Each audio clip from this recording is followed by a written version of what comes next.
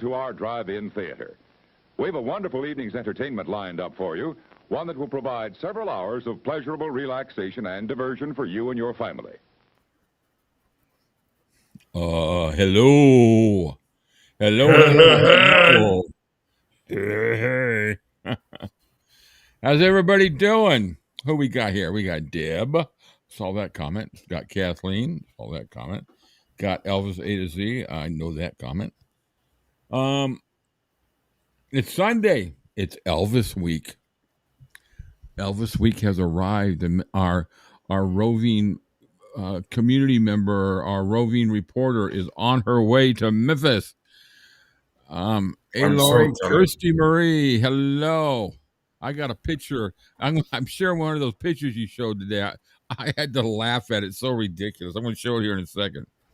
You know which one I'm talking about. The one back from I guess it's obviously pre-Sun Records and all that. We've got the long hair. It's so freaking stupid looking. If anybody, I should download the original too. Barb, hello, Barb. Good to see you with us. Teresa, man, we're getting a bit of a crowd, good crowd here. We had an absolutely awesome discussion yesterday, I think, which will probably continue a little bit in today, but we do have Careless Love that we're going to finish off the last chapter, and it just happens to be the last days of his life, and so timing kind of works out. And then it's quite interesting. At the end of the Kindle book, there's two little videos of 𝐫𝐞𝐥𝐜𝐬𝐪 talking about the Colonel, and it's quite interesting to hear what he had to say at that time compared to what he's saying now. So I'm going to play that a little bit too. Got a giveaway. I'm kind of combining it with the last. I said last week that we were going to do two giveaways. For me reaching 25,000, and one of these, so we gave away Lisa Marie's book last week. Kelsey Watson won that one, and today we're going to give away. Let's get down to this scene. This is compliments of Miss Olga, and we're going. Let me get rid of that. Add new layer. Running a little bit late here. It's the reissue. It's the reprinting of the original Sun record on Sun record label, done by Jack White. It's My Happiness, and it's the actual recording, just redone and put on a disc.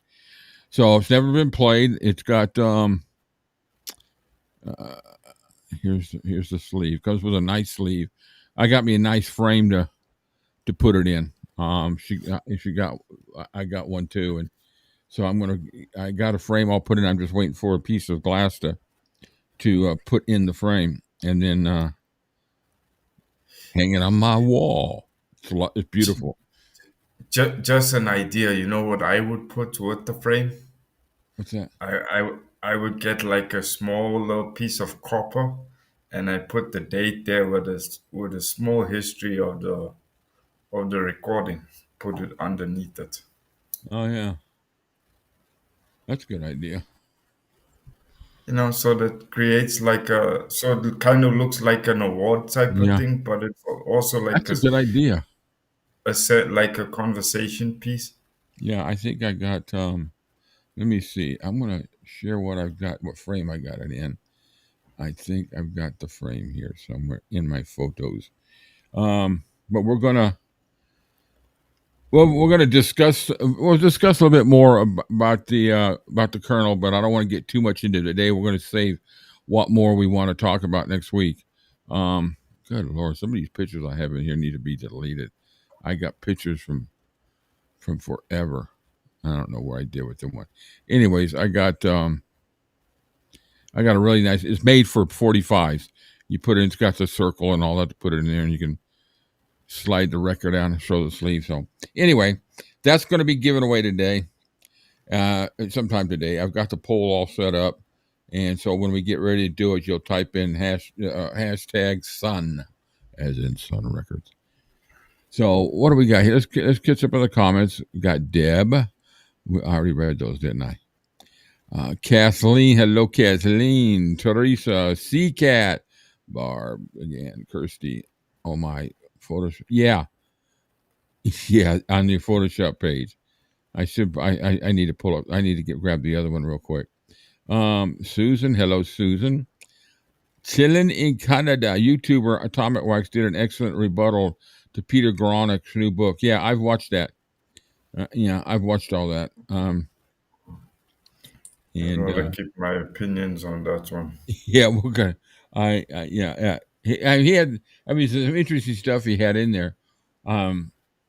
But I mean, he didn't. I didn't learn anything from it because I've heard all the stuff before. But you know, like we talked about yesterday. There's just some kind of discrepancies by what he said in the interview, and maybe nitpicking, whatever. But I found that Johan, hi Rick and Kim, pizza day. Yeah, Elvin. And I missed yesterday's show, unfortunately. Yeah, it was almost 3 hours long. We had a good show, a good chat about the book. And I kind of picked certain subjects that were kind of like the main things that we've always talked about with Elvis. Never getting a dramatic role, the touring, the 68 special that Goronik says in the interview that was done as design from the beginning, which I found very, very insulting to Steve Binder and the people that were involved, that basically telling us they've been lying all these years about that. So, but at the end of the day, my conclusion, my feeling about the book is that this book isn't written from Peter Goronik's, what would you say, perspective? Yeah, it's not his perspective and narrative. He's just recounting. Yeah, this is as if this is Parker's telling through the letters and all that. This is his telling of his life. And it's all we know. In my opinion, he's been the snowman.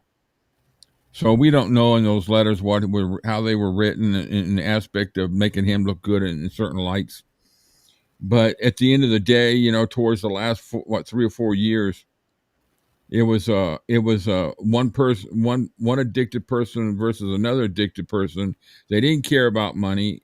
At the end, they didn't care. How do I put that? Elvis didn't care about the money. He just spent and spent. Parker really didn't care so much because he spent and blew it away. But whenever they needed money, they knew how to get the money because Elvis could do it. But it's interesting. We'll talk some more. I'm going to read some more letters because, quite honestly, when you get to the letter section, you get kind of confused. But there was one thing that I forgot to bring up yesterday, and I talked to Cam about it afterwards. I had it highlighted, but I forgot to get to it. Was he mentioned in one of the interviews? I had 2 interviews that I transcribed and reviewed. The one main interview with those 2 English guys, and there was another one by a podcast called The Naked Lunch. And they were both kind of, good. I mean, I don't think they were the greatest interviewers. I don't think the first ones, the English guys, were really Elvis fans. The second one, they were Elvis fans, but they were new Elvis fans. So, a lot of stuff that they were talking about, were stuff that they are just reading about. But there's one comment. Goronik wouldn't say who it was. But there was one person within that group, I don't know if it was the Memphis Mafia or that group that was around Elvis all those years, that did something really bad.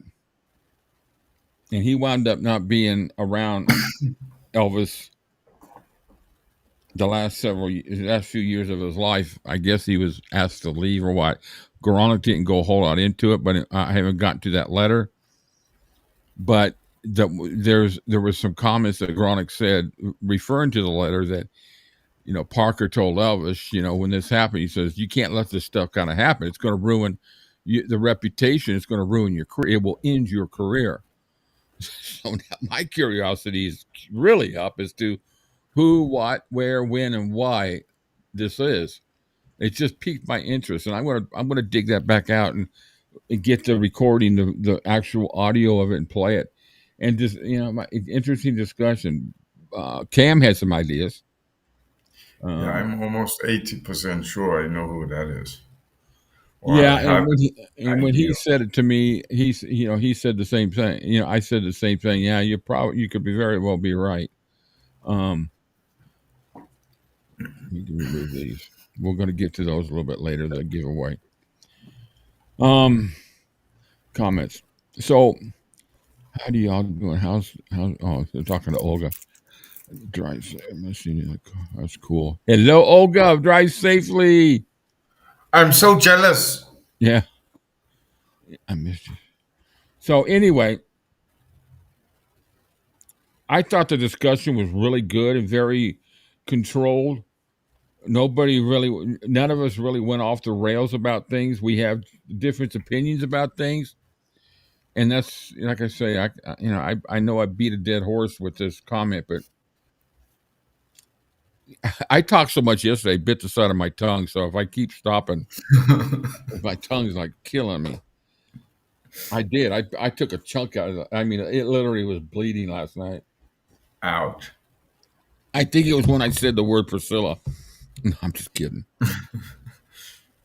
So anyway, anybody's welcome to call in, during this, while we're talking too, when we get on the subject, because we are ending the Careless Love.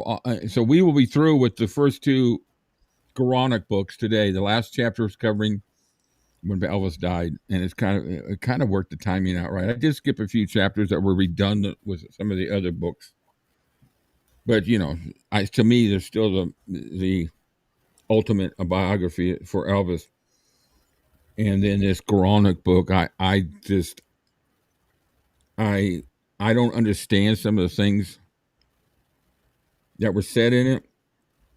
That interview really set a lot of people talking, but I think 𝐫𝐞𝐥𝐸𝐸 was not stating his beliefs. I think he was just relaying Parker's story through his letters, and his life is covered in those letters. His whole life, up from Elvis on, even all the way back to Eddie Arnold.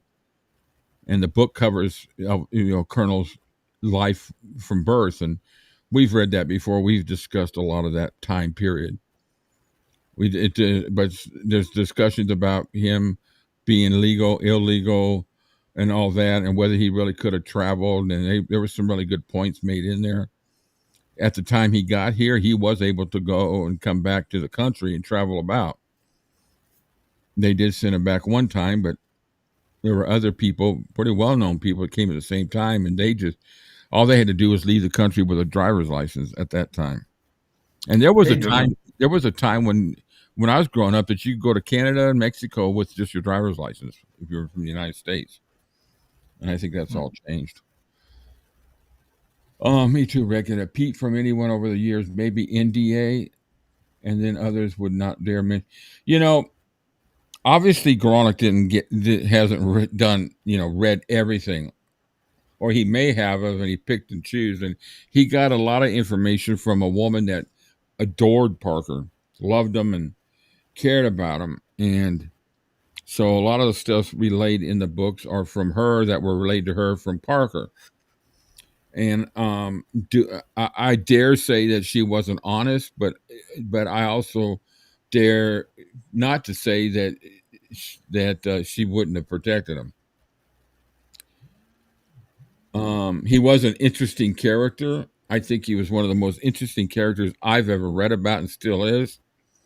And that's why this whole thing has fascinated me, to really understand that relationship between him and Elvis, because I think in a lot of ways, as far as dedication to their craft, they were both the same. Elvis was dedicated to what his career and what he wanted to do, and he had a focus. And Parker was dedicated to his career, being the best manager out there. Even though he even wrote a letter stating that the movie industry was not his field. He did that at the beginning. Anyway, I think we need to get to the Careless Love book here, but a couple things here. First of all, although we know she's already on board, I just want to Send safe driving to Olga, and looking forward to this week, and looking forward to hearing your stories and seeing the pictures, and can't wait to see that. And any of you that ever go, we all need to do the same thing. I would love for you to do the same thing. Share your stories and your pictures when you go down there, or anything related with Elvis Tupelo or anything like that. How many we got here? There's Dylan. Dylan's on board. Elvin, I'm from Canada. Yes, I remember. Yeah. It was just all you needed was a driver's license back then. Things were a lot more lax at that time. I remember going down to Tijuana all the time just to hang out. I only lived an hour and a half away from there. We used to go down there and get work done on our cars, or upholstery done and things like that. And it was really cheap. And we'd go down there just to hang out right there across the border. It's kind of fun. But you can't do that much anymore. So, real quick, last week I mentioned about the webpage that I had been revamping it. So I'm about to share with you where it's at right now. I have got it republished. And where do I go? We're on playing there. Let's go here. All right. I don't know if that's the right place, but it's just going to take a minute anyway. So maybe the book club. Yeah, let's just go there. All right. So I'm going to share with you nope, there it is right there. Share. Ooh, baby.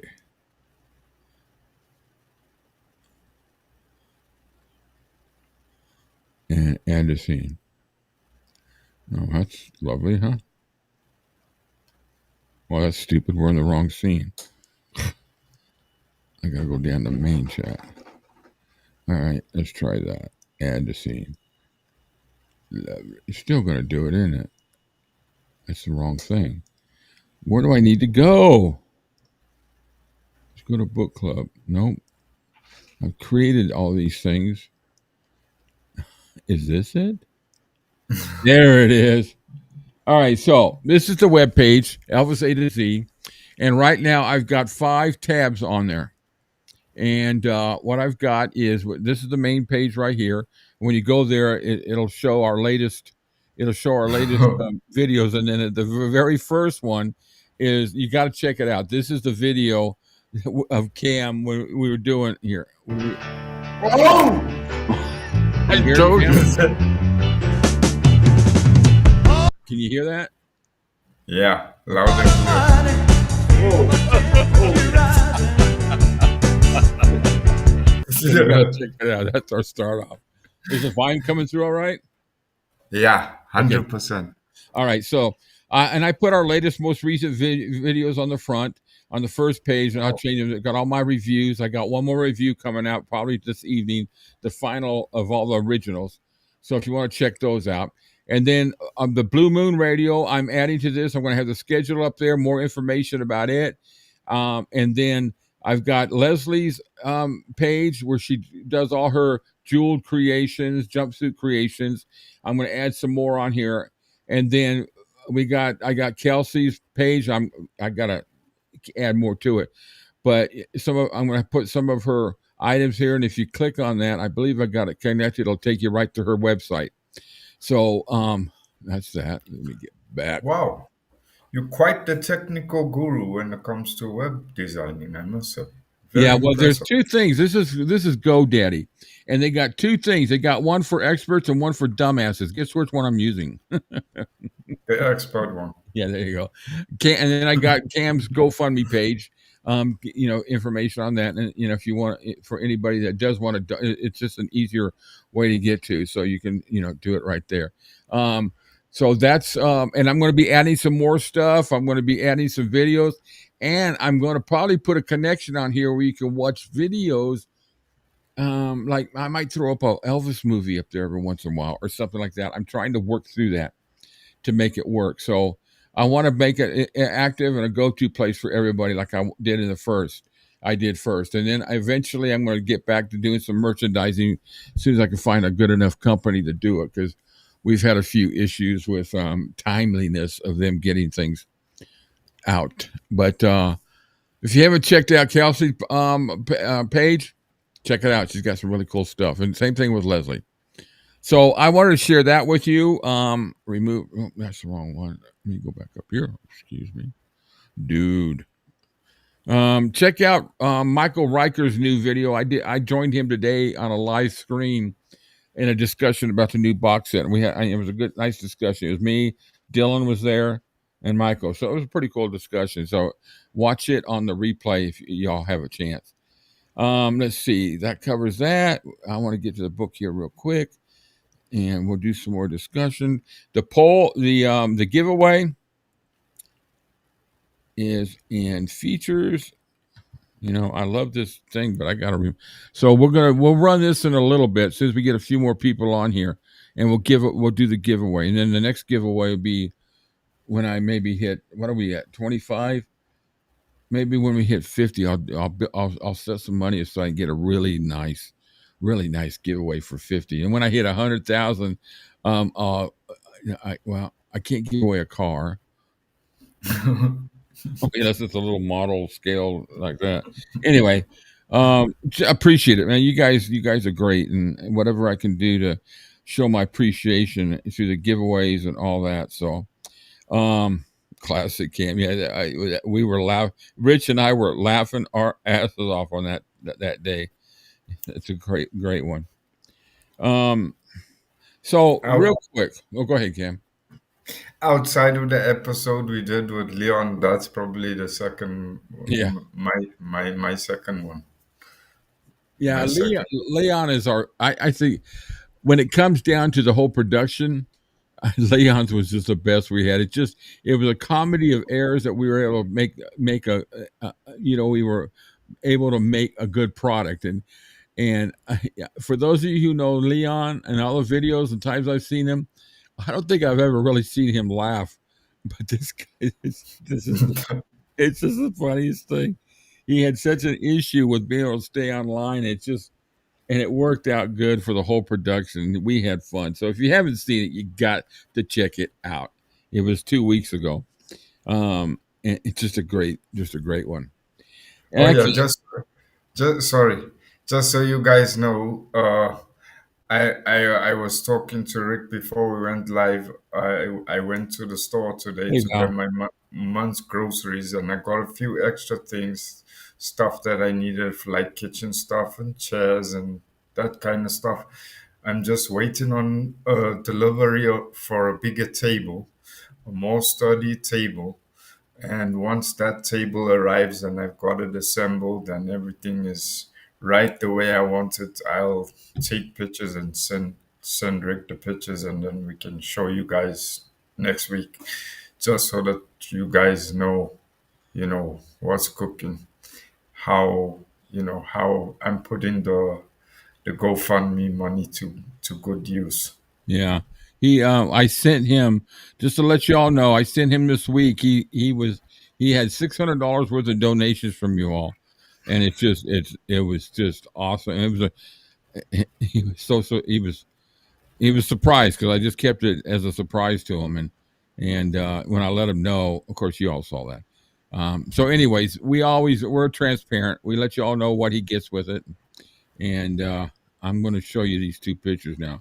These were Kirsty has a page called Exposing Fake Photographs or Photoshops or something. I come on. Oh, come on, you dumbass. You guys can hear me, can't you? Don't say. I'm very abusive to myself.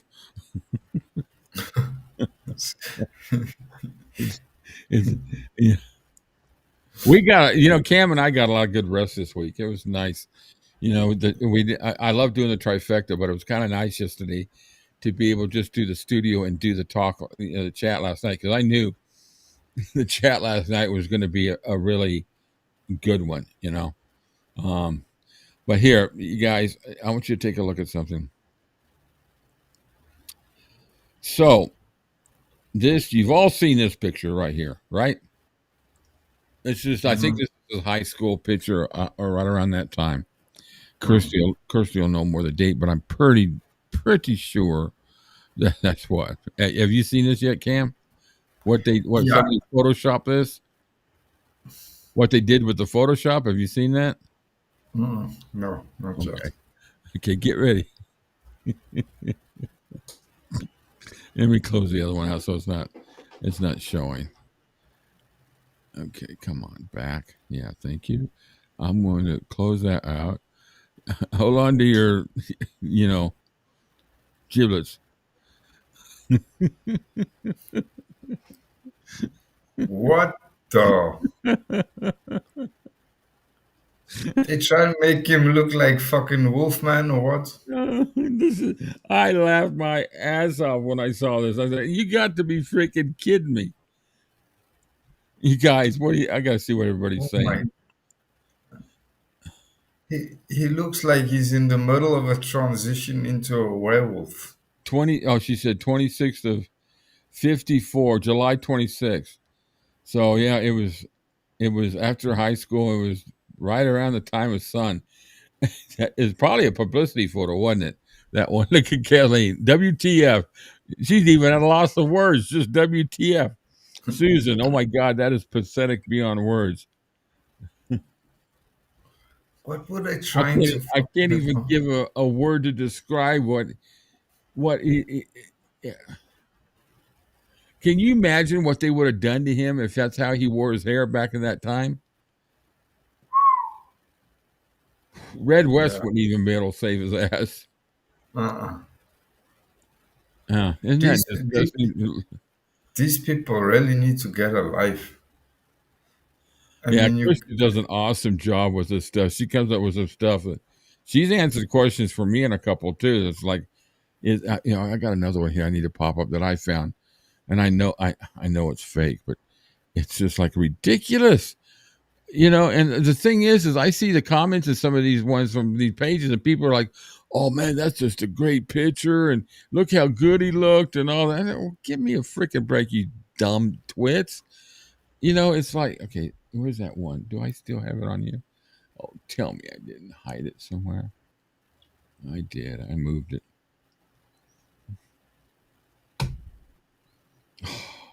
Jeez, maybe I put it in streaming. And here's another. I'll find it here in a minute. Nope, that's the book. As everybody knows, we voted last week for the next book, so we're doing Charlie Hodges' book, Me and Elvis. So it'll be a good book. That's one that we wanna. That's one that we really wanna see. All right, I'll check it here.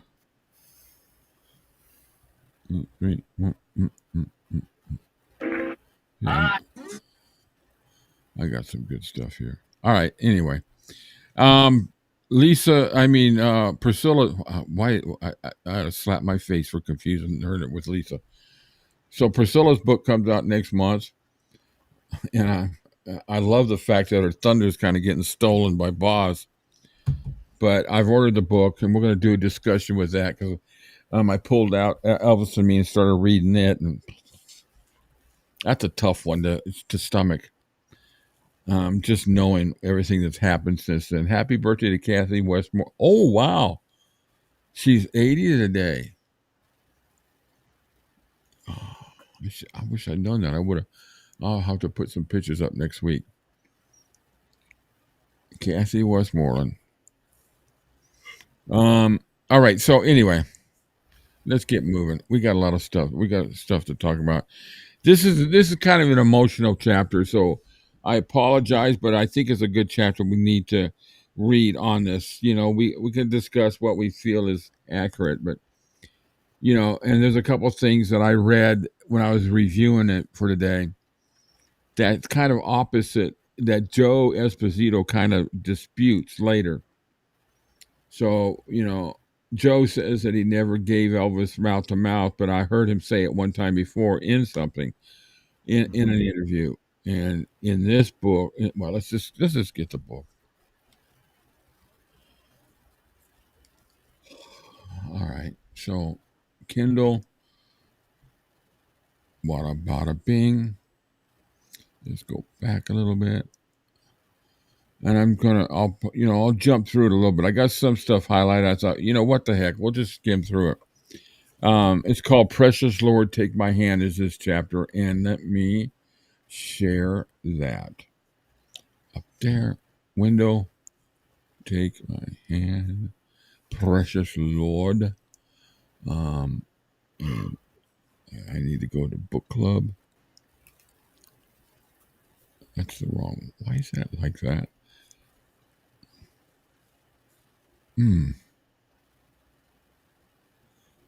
Because I messed it up, didn't I?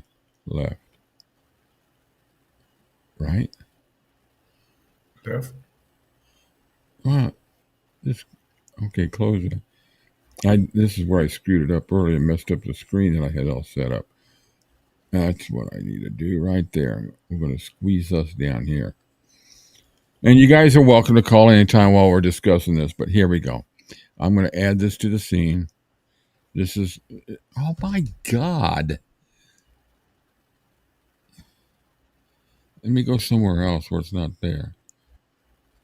End the scene. There we go. Okay, I'm sorry, guys. Usually I have this half-assed, and now I got it completely full-assed. If that makes any sense. Stupid sometimes. I don't know, but I generally prefer full ass. Half ass don't really do much for me. You prefer a full ass? Yeah. I'm not even going to comment. Oh I no, just I'm sure. I'm pretty sure much we give know. it about 45 seconds to 90 seconds. Someone in the chat will come out or something. Okay, so I would like if you could do me a favor, Cam, kind of watch the comments and pop ones up there because I can't see the chats that are popping up on the left. I can only see them on the screen. So if Okay. you can highlight the ones that you think I can stop, that way I don't have to go back and forth and miss. Because I really want to get everybody's input on this because this is I just it's kind of I find it kind of, and I hope this doesn't offend anybody, kind of divine that it wound up this way with the last chapter on this week. Not spiritually divine, just it's just something. Divinely coincidental. Yeah, it's just, and when I saw that, I thought, well, this is going to work out good. So I want everybody to Kirsty tells you to behave. Yeah, I'm already in the timeout That's a call. huge freaking challenge. So anyway, precious Lord, take my hand. And this is, when I was reading this, it was really hard to read because you all know how I feel about Elvis. And, as I get older, I get emotionally, I get affected emotionally with a lot of stuff like this. And so I'll have to pause probably every now and then because last night I had a hard time highlighting stuff. But I do want to cover this chapter because a majority of it is true. I would say 90% of it's true. It's just things that we learned stuff over the years. But it's a synopsis. It's an overview of that last summer, and it picks up right there the day or two before. So we got here's a picture: Elvis and Vernon on the last tour, and there's one thing I cannot do is I cannot watch that concert, but I can sure as hell listen to it because it's like one extreme to the other. He doesn't look good on the last concert, but he sure as hell sounds incredible. Nothing was wrong with that man's voice at that period of time.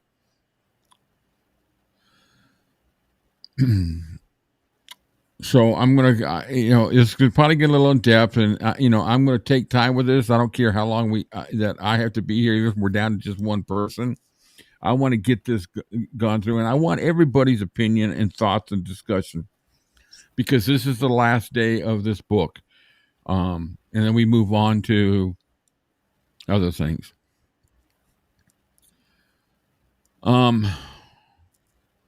So the days that passed uneventfully was little to distinguish, and it was a very hot Memphis summer. And it was, as a lot of you know and heard, I went up there on the 16th. I was more into the evening, it was over midnight. Anyway, it was hot. It was humid. They didn't do any July 4th fireworks that year. In fact, I guess Ginger went out dancing and all that kind of stuff. Elvis was getting more tolerant of what he came to see as the young girl's natural urges, and he continued to shower with gifts and jewelry and clothing, and he just all of this was coming out like Dr. Nick and Billy said he was just really down and blue and all that. He said to Charlie like he was living out the words of an old song, this thing that with Ginger was beginning to feel more and more like the one-sided love affair. He felt that that it was coming more from his side than her side. He was pretty much holed up. He was only seeing people like Charlie and Billy, Joe Smith, and Dr. Nick. But he would also still try to make Ginger jealous with other girls. Once in a while, George Klein or some other friend from the old days might stop by, and they just watched him on the surveillance cameras and sent down word that he was tied up right now. Maybe they would come back later. And he wasn't close to any of the new guys. He didn't really get that close to Sam Thompson and Dick Grobe. But they did a good professional job running security. He was, and this kind of touches what we talked about yesterday, Cam. So after reading this yesterday, I kind of want to step away. How many Stanley brothers were there? 3? Rick, David, and Billy? Billy, yeah. Okay, so Billy's not in the picture here. Yeah. So that's kind of, we were thinking it was one of the Stanley brothers that they were talking about because Billy's not in the picture here. But he had no trust of Ricky and David Stanley, and that could relate to a lot of what was going on with Billy if that was the one. They were responsible for the personal day-to-day business. He had done his best to educate them, to give them the advantage of his own experience. That goes to show you a lot for Elvis at that time, that he, as much as he detested, and I use the word detest that he had towards Dee Wallace and that marriage. Fairy tale. That's a good one, Tracy. Yeah. But even though he still took them in as younger brothers and tried to teach them things, they still were exposed to things. Ricky was stoned most of the time, and David, he suspected, had more in common with Ginger than he did. And I'd heard one time that they had an affair, Ginger and David, but that's just that's a non-corroborated speculation. It's just one of those many rumors that come out of time. So Billy said all we did was sit up in the room and talk. Sometimes the talk consisted of calling up memories of some of the crazy things they used to do. Sometimes it was a little more than running through an old Monty Python routine. Elvis absolutely loved Monty Python. But mostly there was just grim obsessiveness that Billy had never experienced before. Paranoia about people, germs, past motivations, future events. And it put Billy in mind on more than one occasion of Howard Hughes. And a lot of people did at that time compare him to Howard Hughes those last days. Trying to watch the comments too. Kind of getting an idea of how he was feeling those last days. And getting ready to go on tour too, not much longer. So he's got, then he had this, he'd fired, this is when the book was coming out or had just come out or right about that time, and fired Sonny and Red and Dave Hebler. And here is talking about he wanted to kill him, and they hurt his career. I will have them killed, he said. Which I don't think he would have ever done, but it's just an aggravated guy. He's going through tough times with his health and everything. His career's, his career isn't the strongest. Has anyone seen Small Guy? That's not. You're talking about that plane. That is, I left a comment about that plane. That Elvis never stepped foot in that plane. He never flew that plane. The plane never flew. And I take offense to the fact that they stick a plaque on the side of the plane saying it was Elvis Presley's private jet. Other than that, other than his name on the paperwork, he did Yeah. nothing else with that plane. Supposedly he bought supposedly that was being bought for Vernon, from what I understand. But the plane sat in the same spot for years. And these guys took it and they did. It's kind of cool, what they did. I think it's pretty cool. But, like you say, Cam, other than the fact that his name was on the paperwork, I mean, I would have no interest in even going there because he never was in the plane. He never flew in the plane. He probably never even saw the plane. He No, just, it was just somebody went out there. I don't know who it was that went out there and they found this plane and, bought it for him for, if it said to go get a plane or something like that. But yeah, he parked it down from Sun Records, and I saw that video. I'm not a fan of Small Guy. He's got some no, pretty cool videos, but that's one. There's only a handful of people I would just like to sock in the nose. And I put it on a comment there. I said, isn't it a fraud? Isn't it fraudulent to sit there and advertise this as Elvis's, private jet? But he's gonna make money off it, so he's a happy camper. And I don't like situations like that where people make money off of Elvis's name off of fraudulent things. I don't. Anyway, he did. He's reopened the dojo, and that would be kind of cool to go see. I don't know what the details of the history of that built. What they did to it, but the layout and everything, I guess, looks just exactly the same. So that'd be kind of cool. The three were filed in yet July 76. Yeah, EPA could really say something about that. I don't know. I know that EPE and Small Guy don't really get along.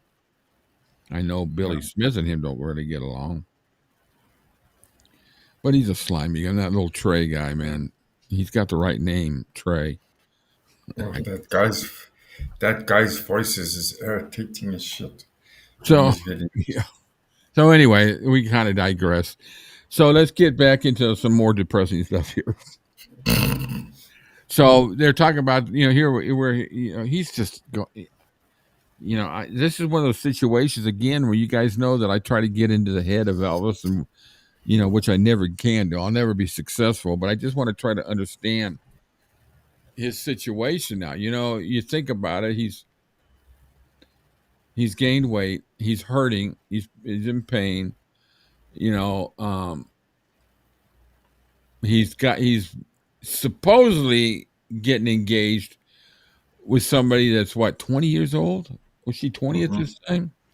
Yeah, less than half his age. Which, who's to say?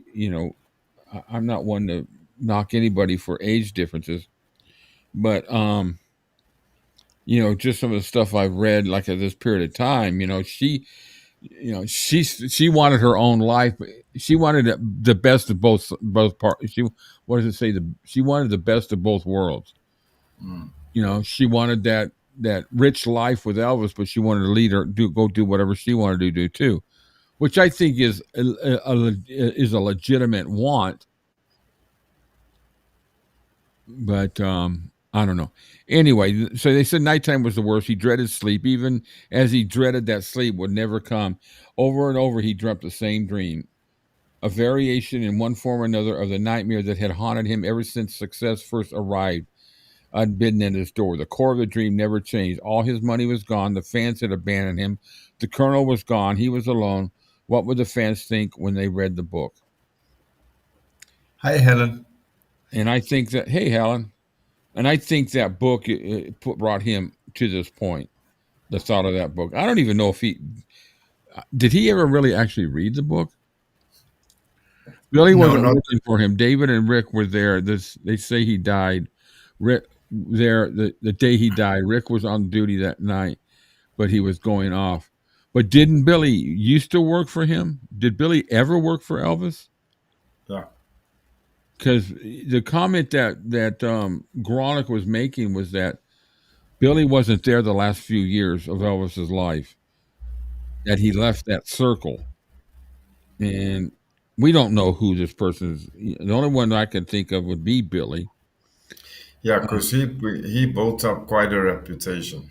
I mean, the only other person I could think of is Jerry. He left, but I can't imagine Jerry doing anything that would. No. Red West taped his conversation with Elvis Presley on October 12th, and Elvis was exhibiting paranoia at that time. It pisses me off that Red taped that call. Anita did that early on. To be recorded like that is such an invasion of privacy. All it is, it's, you know what? That shows you intention. That shows you intention that. Why would he record it?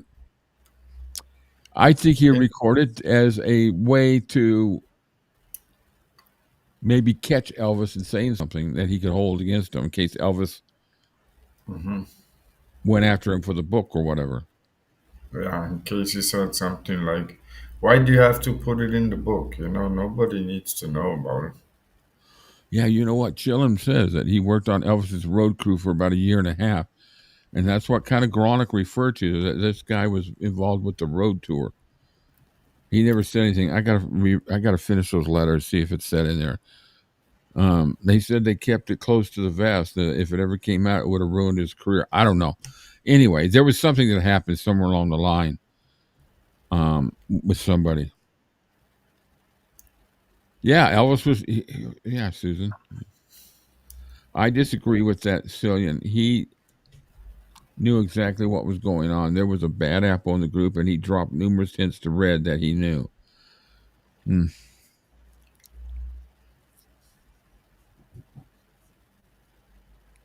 They were just hangers on. I think. He decided maybe he should concede that it was true. He took the book he's talking about. That it was true. He took certain medications, but that he needed them, and to prove it, he would introduce Dr. Nick on stage at a concert. That's not a bright idea. And give a limited confession, which would conclude with the statement that after this tour, I'm going to take time to get myself straightened out. But only he made it clear to Billy if the issue came up in a manner that he just couldn't sidestep, if the audience started booing and throwing things. I don't think of the fans ever doing that. No. His fans are so forgiving and all that.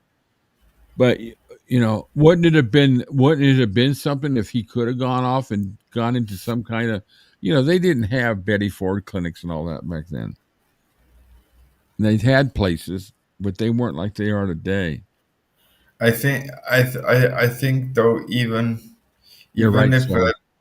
even if that were possible, right, in the perfect in the perfect situation, I think it would have been extremely difficult for him to do that Yeah. because of the type of person he was, the level of pride and respect he had.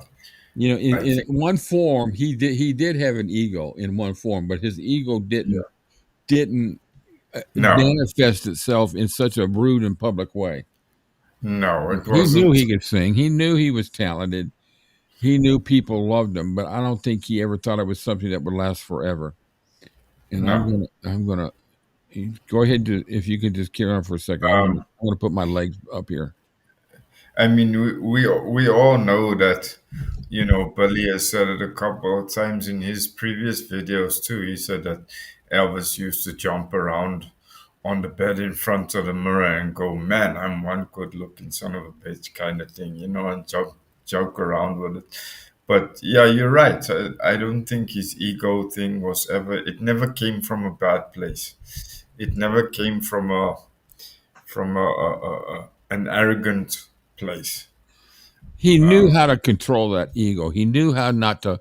He knew how not to. He knew it could destroy him personality wise if he. Sorry, guys. I'm gonna mute my mic a second. yeah, he played with it. He used it as a almost a shtick kind of thing. He knew that he knew his abilities and his talents, and he played with them in a positive way. So even in a perfect situation, had he had that opportunity to do it, I still think it would have been extremely difficult for him to have stood on the stage and said, "Look, this is the situation. Although I think the fans would have been a lot more understanding than he ever allowed himself to think they would have been.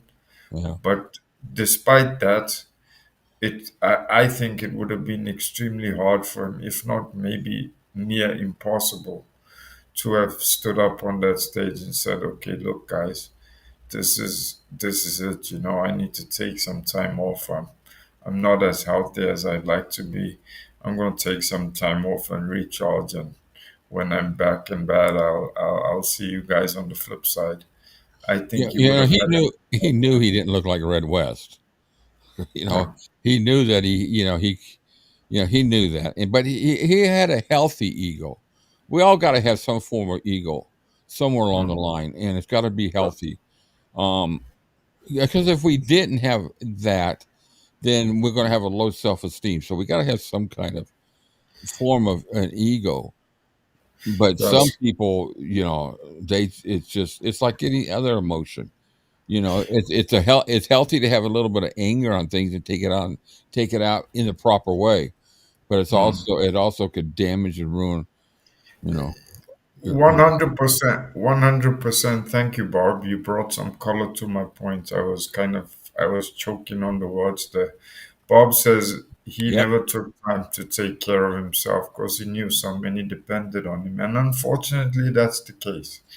He wouldn't have allowed himself that time off because I could tell you by the time he landed in Hawaii, the first thing he would have done is gone to the phone to find out is ABC and XYZ okay. It would have never been a case, okay, land in Hawaii, no phones for 3 weeks or 6 weeks or 8 weeks or whatever the case may be. His temperament would never have allowed him to do that. And that's unfortunately the sad part.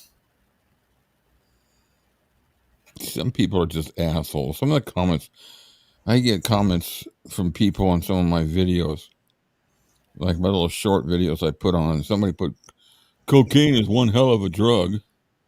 Responding to him, I put out a couple short videos where it's him having fun in Vegas during the rehearsals, Hmm. and I hide. I get rid of them. I don't even respond to him anymore. I just say goodbye. You can't do anymore. Anyway, yeah, I agree totally with what Barb said. The fans would have knelt down and prayed with, and yeah, there was just, I don't like to use a terminology a lot. A lot of people do a comparison along the lines of like the a savior type of level. I don't want to say Jesus or anything like that, and that's wrong. You can't do that because Elvis was just a human being. There are people out there that had that magnetism, that charisma, that personality that made people feel good, and they manifested it through their music, through their actions, through the humanitarianism, and that's the way it was. And Elvis thought that was more important than himself, personally taking care of himself. I think that's just my opinion. Yes. CAT, I've read and listened to that recording numerous times. He was mind tripping Red. Yeah, he was manipulating in that call. I haven't heard that in He, a long time. I oughta get that. We gotta play it here. I I agree do 100, 100. I have that? Do I have that thing? It'd be kind of cool. Do I? I think I might have that. Red West. Mm. Oh yeah, 100%. See, Cats, I agree with you. That's kind of what makes me smile about Elvis because on the one hand, the people that lived so closely with him knew. Every one of them said that he was insanely intelligent, and he could feel out a situation before even talking about it. And yet it kind of still makes you laugh to think that these people that were so close to him for years still thought that they would have the opportunity to pull the wool over his eyes. Yeah, I'm sure he knew he was being recorded. And I don't let anybody tell me different. And you're right. He played that conversation exactly the way he wanted it to go, Oh, because go ahead. I'm sorry. no, that's okay. He he pushed Red's conversation into a corner. He eventually didn't know. He eventually didn't know what to say. That's And a 51-minute phone call. yeah, I can download it, and I don't know. I don't think we have time to listen to it. I'd love to hear it again. we can do it on a watch party. Yeah, ask everybody what they think about it. Yeah. Oh, I guess I can because I can hear me, can't they? Womp, womp, womp, womp. Ask everybody. That's the dumbest thing I said today. Yeah, and it's not even over. Hey, everybody! Rick wants to know. Yeah, I know.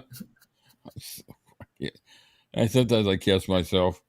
Well, I'm not looking at the screen. That's why I'm thinking I'm not. They can't hear me, but because I'm downloading this audio now.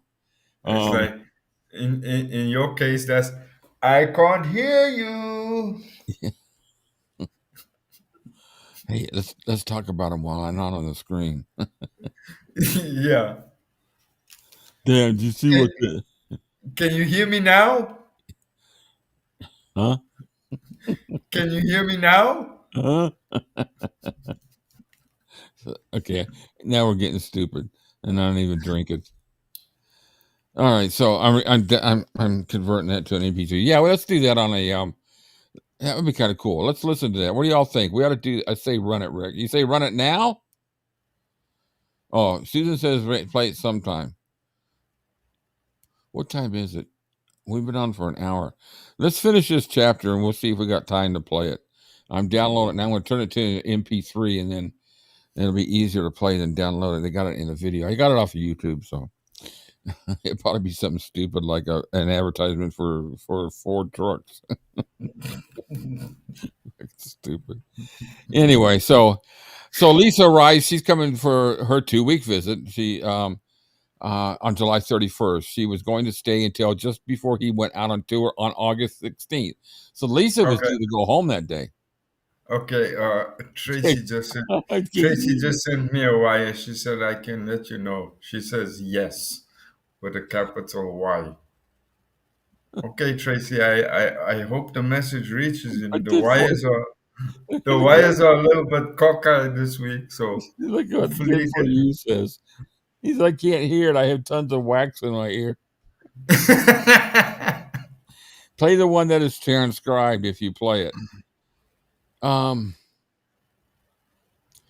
You know what? Why don't we do this? Because to do the transcribed, what I would need to do, actually, you know what? I can take that to there and I can just put it up there, play it, and let it try. You know what? I'll run it while we're doing this. I'll run it through a transcribe, but we can all decide at the end what we want to do. I think I got enough time for transcribe. I'm sure I do. I have to buy. I subscribe to Descript. It does a lot of cool stuff for me. Anyway, let me see if it's downloaded. Go ahead, keep talking. Don't know what to say now, do we? No, you were too quick on me on that one. Okay, I'm converting it to MP3. Um, Oh yeah. yeah, no, I'm trying to pull my thoughts back to that conversation. I haven't listened to it in a while, but yeah, you're right. He got and to me that's proof that he knew that he was being recorded. What's that? Because Elvis kept saying, we're on a private line, right? We're not being recorded, right?" And to me, that was Elvis's way of saying to Red, "Listen here, buddy. I know exactly what you're doing." Okay, I'm going to take it up to. It took about 10 minutes to transcribe. So while it's transcribing, what I'll be able to do is just share that screen and we'll play it and read it at the same time. Sometimes when it transcribes, it kind of misses a word or whatever, but it's cool. We'll still be able to get it that way if you guys want to see it transcribed. Anyway, we'll see what everybody wants to do. We can do part of it now, part of it later, or whatever. Let's see. That's there. Okay, that's done. That's done. Okay, I can close that. All these freaking programs. I love these programs. Okay, so that's now on the screen. And open up Descript. Where's Descript? Right there. New project, audio project. Okay, I know. All right, where does it go? Where is the phone call? Right there. Upload file. My transcription will be ready in a few minutes. All right, so let's continue with our discussion. It'll be ready when we want to do it. So Ginger got her brother Mike's oldest child, Amber, who was a year older than Lisa, to come visit for much of Lisa's stay. I've heard some stories about that visit too from somebody. She would take them shopping sometimes, and the two little girls seemed to play well together. Some mornings, Lisa would wake up early and take her little golf cart with her name on the side and run it up and down the driveway. We've seen a lot of videos, and Lisa told a lot of stories about that. Tracy, I love that he described his wedding as he was railroaded.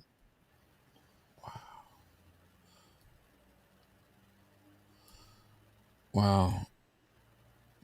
As Ginger urged, he arranged a special treat for the girls, renting out Liberty Land after hours on August 7th, which was the former fairgrounds, now opening as a bicentennial theme park. So it must have been fairly new. They stayed until 6:30 in the morning, and the girls had a wonderful time along with an accompanying party of 20. You know, it's really nice to know that he actually, even though he was in this frame of mind, right? As soon as Lisa got there, he wanted to give her the best time. You know what? You know what I think. It just popped up in my head now. In the perfect world, you know what I think? The only way he would have been able to break away for that recovery period is if he'd been able to convince uh, Lisa's mother to let her go with him. And if Lisa went with Elvis to Hawaii, then she would have been the only one that would have been able to pull him out of the funk and keep him out of it, and actually keep him give him the motivation to say, you know what, I'm going to pull myself together here. I'm going to get out whatever shitstorm I'm in here, because Lisa is here. I need to do it for her. She would have been the only one that would have given him the motivation at that point, I think, to really say, okay, I'm stepping away for 3 months or 6 months or whatever the case. No telephones, no business, no nothing. I'm just concentrating on me here. Yeah, that's a good point. Yeah. According with his tribute to Liberty Land, I need to read the rest of his party. It says he got cold feet the last minute, and then he wound up calling the manager, said they changed their plans. And Ginger says, "Well, why, Elvis?" She said, drawing herself up to her full heights to protest this. So she stood up to him. I thought you told me you could do anything, and he was forced to have George Klein call the manager and set it up all over again. So she stood up to him right there. And that's a form of aggression when you stand up and hey, Banjo Paul. He's oh, Hey, Banjo it's Paul. Paul. Did you lose your banjo? Sorry, that's a bad joke. So they wound up staying until 6:30 in the morning. The girls had a wonderful time along with an accompanying party of 20. Even Elvis seemed to let himself go for a while, riding the Pippin and the Little Dipper and the Dodgems. Now, I didn't realize it was this late in after the book, but it was just released 9 days before he died. The first copies of Elvis What Happened had just started arriving in the stores, and Elvis continued to feel alternating waves of rage and shame. But he tried to push it all to one side, and he got ready for the tour, which was scheduled to start in Portland, Maine. He started on a liquid protein diet that Dr. Dick prescribed a few days before they were scheduled to leave, and he began an intermittent exercise program. 2, playing racquetball with Billy.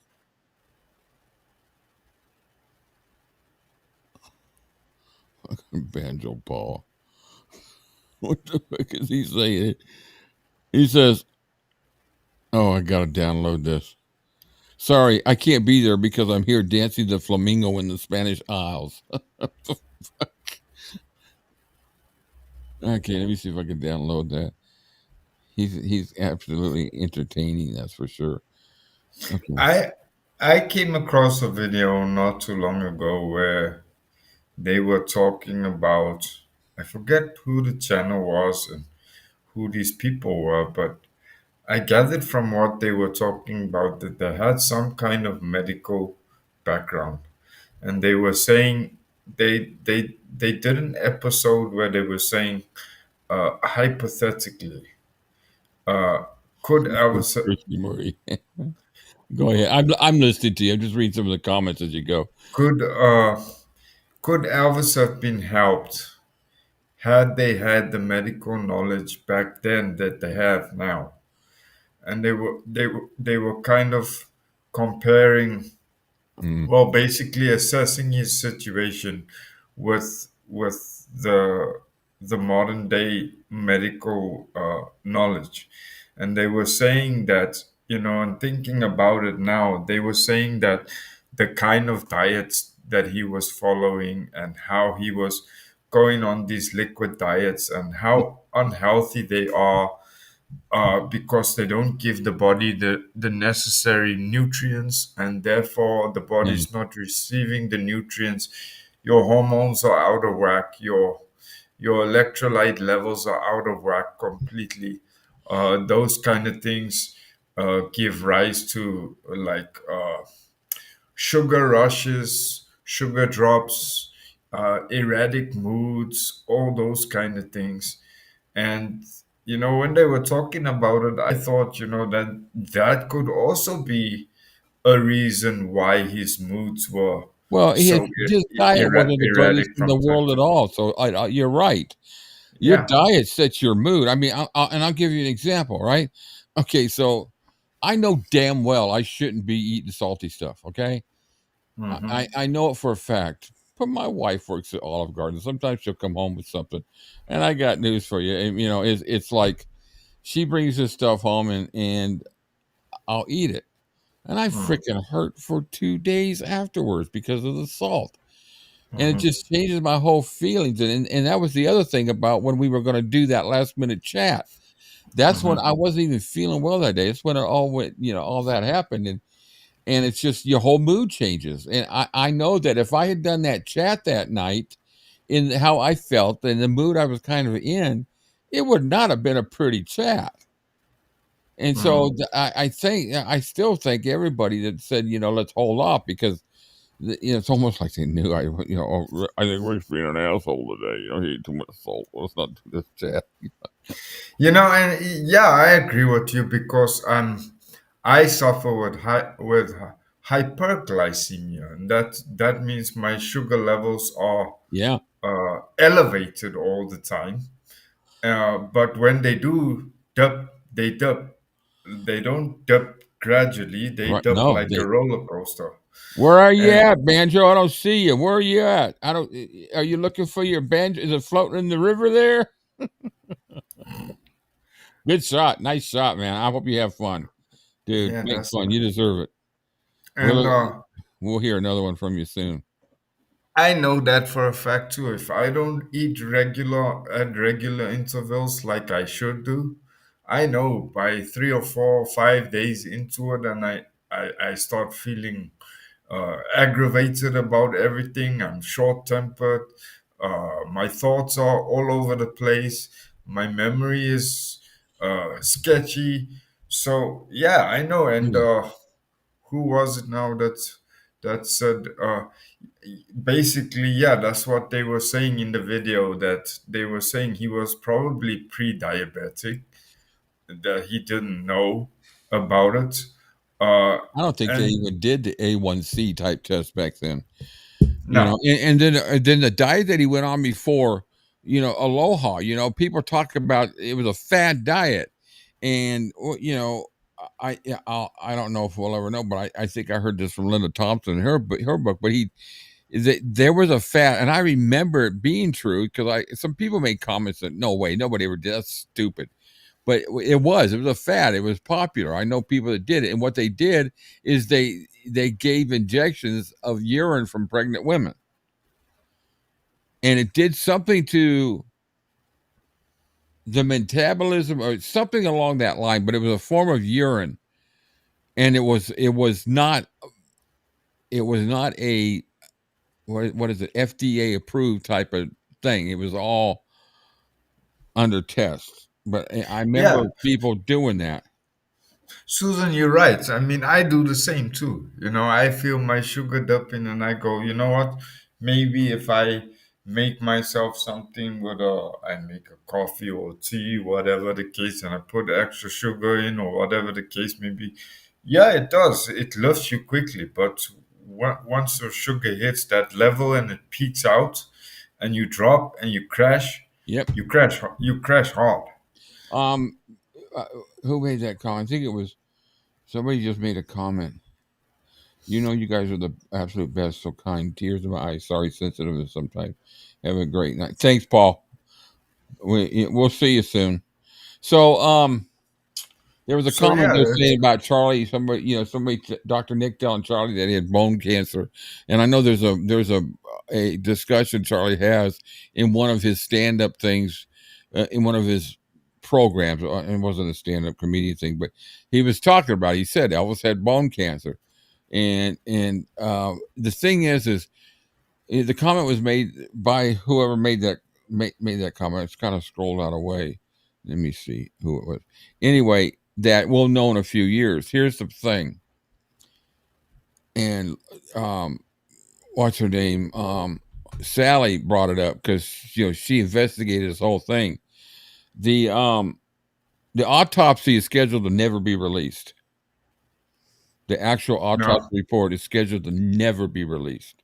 no, because it's a private Only if Riley says release it, and she won't because Lisa no. didn't want it released. Nobody wanted it released. It was all a rumor about 50 years later, and one of those that probably came from the whole deal with the JFK assassination, where records were released 50 years after due to be released 50 years after the assassination, and that was held up. So we're not going to ever see that autopsy report unless for some reason someone, well, it won't be in my lifetime, but if No. somewhere along the line, some family, great grandchild decides, I want to see what it says. And by that time, it's going to be at a point where there's no Elvis fans alive that were alive at that time. It's going to be more of like reading, it's hard to gain this concept. I know I put out weird shit there. But it's hard to grasp the concept that maybe like in 20 years from now, when we don't have anybody alive, it's only going to be like 20, 30, not even that long, where there's really not going to be anybody alive that was old enough to remember Elvis and seen him in concert and all that.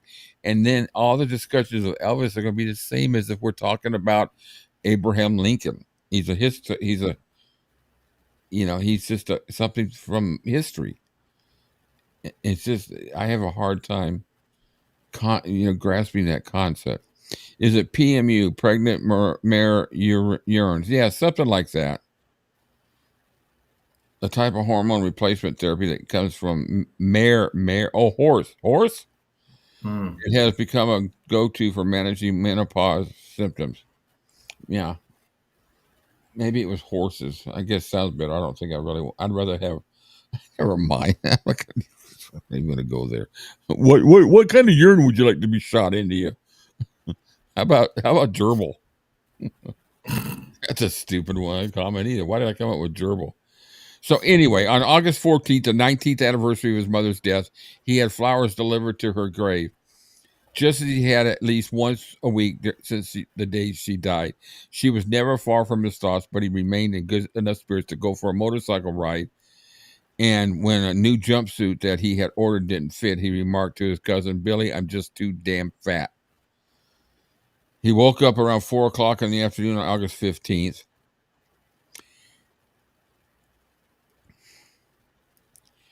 and sent for Billy around 7. He thought maybe it's hard to sit here and think about these being his last days. He sent for Billy around 7. He thought maybe he'd like to see the new film about General MacArthur starring Gregory Peck. It wasn't supposed to be as good as Patton, but then he loved Patton. He could recite that speech. But then he didn't know many movies that were, so he gave Ricky the job of trying to set up a screening and was disappointed when the theater couldn't come up with an available print. He and Billy watched TV for a while. Then he had Billy call Ginger to get her to come over for his 10:30 p.m. dentist appointment with Dr. Hoffman. He still wasn't sure if Ginger was going to be flying out with him the following night, and he was upset about that. But mostly Billy thought he was on edge, just like he got before every tour, which on balance was a good sign. He was even talking about going out to Vail again sometime soon. He could, it just goes to show his moods were up and down, up and down. Sugar levels. Yeah, I agree.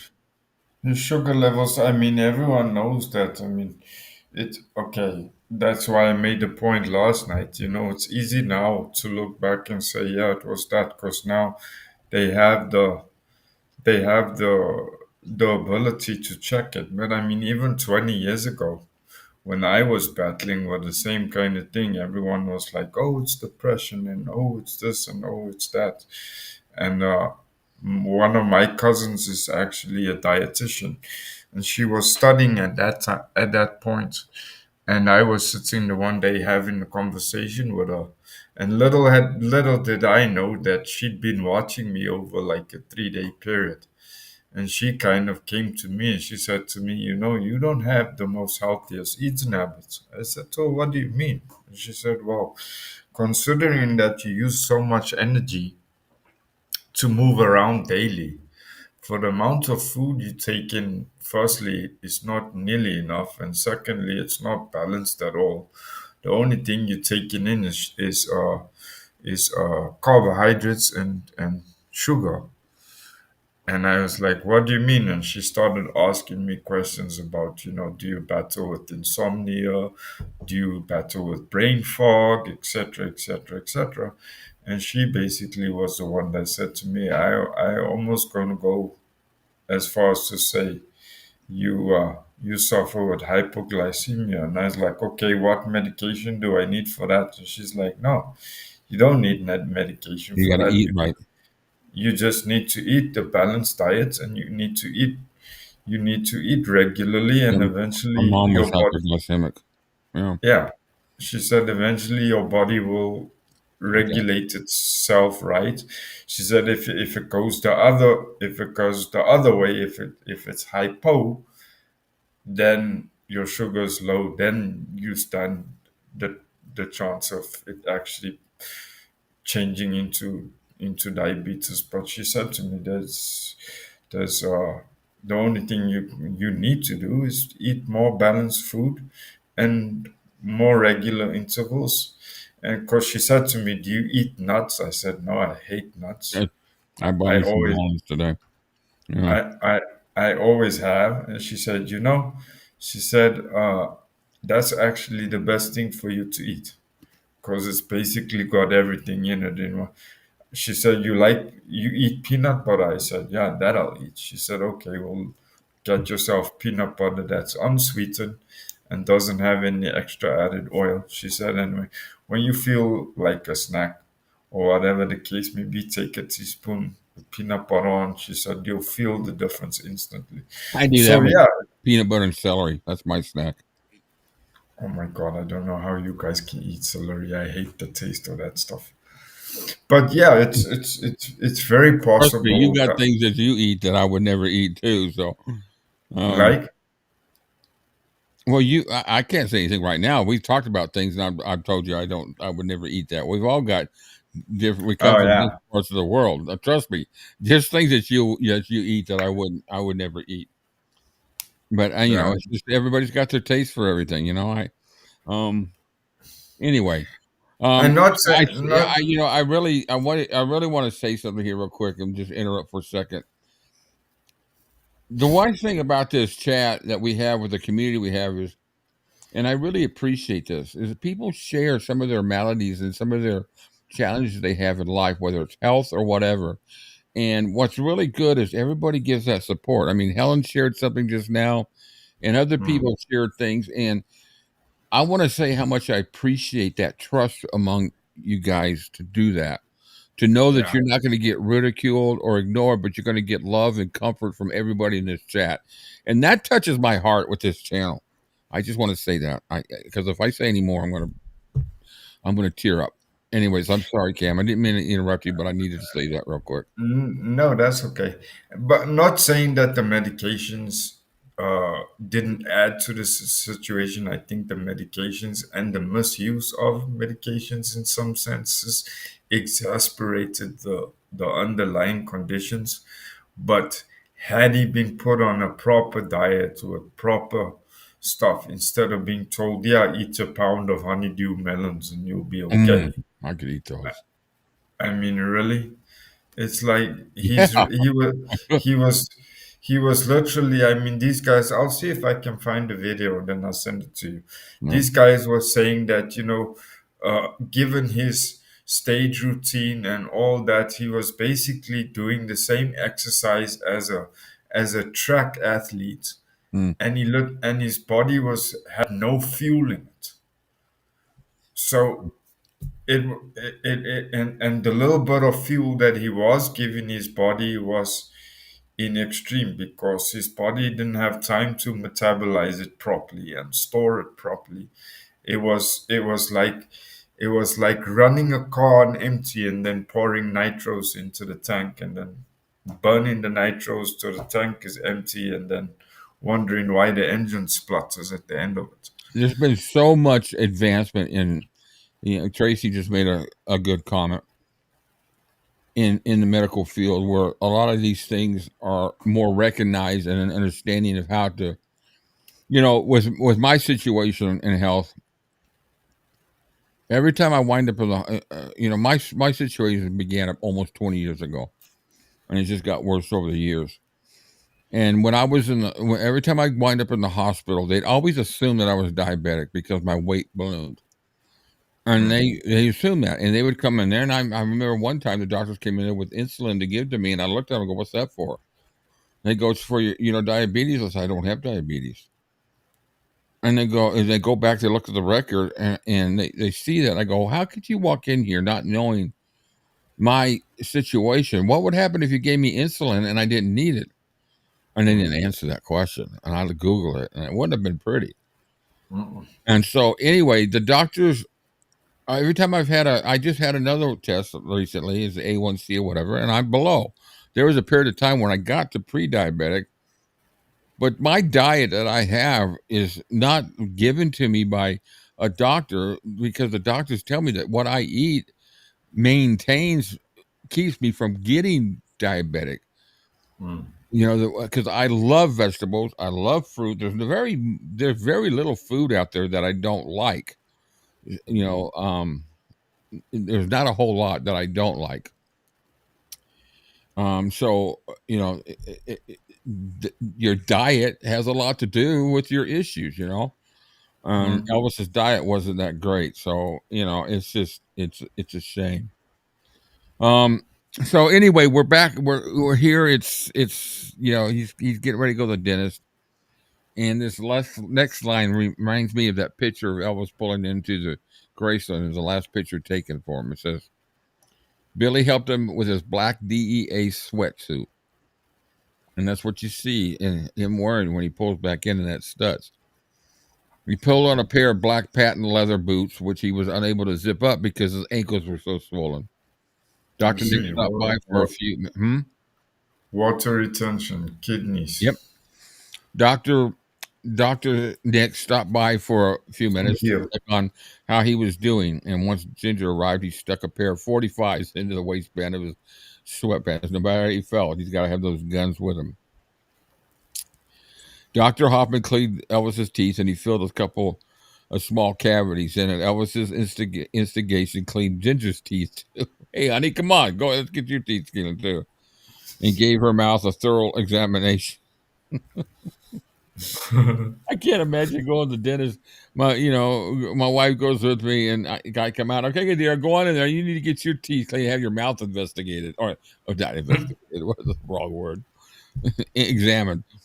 Elvis invited the dentist to come out to his house with his wife one of these days to see his Ferrari. And Dr. Hoffman wondered if maybe he could hitch a ride out to California with Elvis on the Lisa Marie sometime so he could pay a visit to his daughter. They both had daughters out in California. Elvis said smilingly, why didn't they just surprise him for flying out for lunch one day at the conclusion of the tour? Elvis was in good spirits when he left. Neither of the teeth that Dr. Hoffman had worked on was bothering him, he said, but he made sure to get some codeine tablets just in case one of them kicked up. Now we're at 12:30 a.m. By the time they got back to the house, Elvis went upstairs without seeing anyone. He called down to Joe about some last-minute tour details and conferred with Sam Thompson, too, about taking Lisa back to California on a late afternoon commercial flight. So Lisa was due to go back that day. Yeah. Oh, she was going to camp, wasn't she? Yeah. Then Sam went home to catch a little sleep, and Joe returned to his room at Howard Johnson's. Joe was staying at Howard Johnson's, where Larry Geller, too, was staying in anticipation of their departure sometime later that day. Larry had told Elvis he would have some new books for him on the tour, and he was not surprised to be awakened by a call from Al Strada requesting that he bring the books over to the house so Elvis could take a look at them right away. Larry took care to place a scientific search for the face of Jesus, an inquiry into the mystery, and we've heard that story so many times, how he was reading the Shroud of Turin. Mm.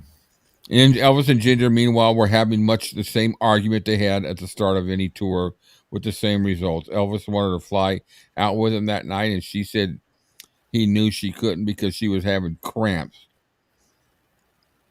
But she would join him before he knew it. He was just being silly, she said. He'd probably just get sick of her if she stayed with him the entire time. Elvis called at 2:15. Elvis called Dr. Nick to let him know that one of the teeth Dr. Hoffman had filled was bothering him, and he needed some. I can't even pronounce that. Dilaudid.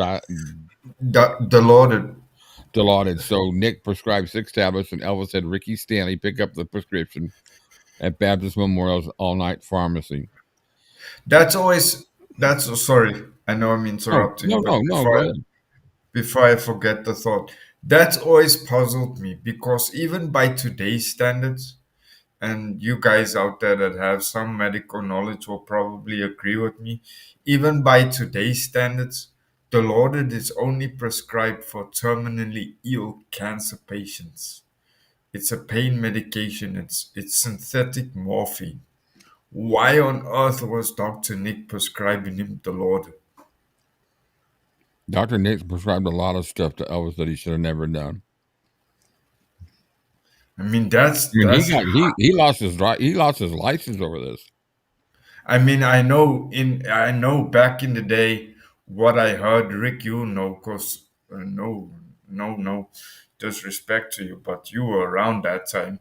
In those days, Quaaludes were used as a diet pill, but they are also extremely addictive medications. And they were a popular drug on the street too. Yeah.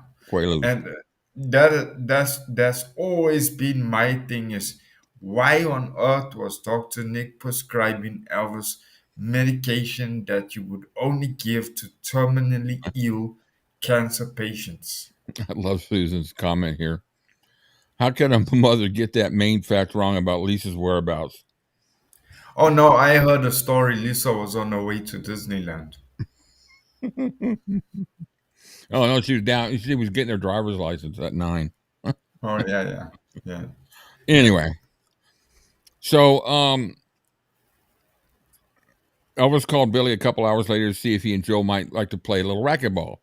Even though they had been asleep, Billy said sure, and he and Joe threw on some clothes and walked over to the house. You know, when I read stuff like this, and every time I read this part, because I read all these highlight parts last night, how many times do you think all these events right here go through Billy's head? the last days of Elvis's life. You know that it reruns in his head. It's got to. Because Yeah, you it could has. tell, even though no matter what he said in books and all that, when you hear him talk about Elvis, you could tell in his voice that he loved that man. And he can't talk about it long. He gets to certain points that he says to Joe, "Can we move on, please?" Yeah. Because I think you're right. I think that the last conversation he had with Elvis haunts him because he feels that, had he stayed, had he just sat with him a little bit longer. Sitting there every time Blue Eyes crying in the rain come on the radio, he's got that image of Elvis sitting at that piano down in the racquetball court, playing that song, the last song he ever sang. You know what really gets me every time is that even though he had a house full of people, literally, Mm-hmm. he still died Alone. alone.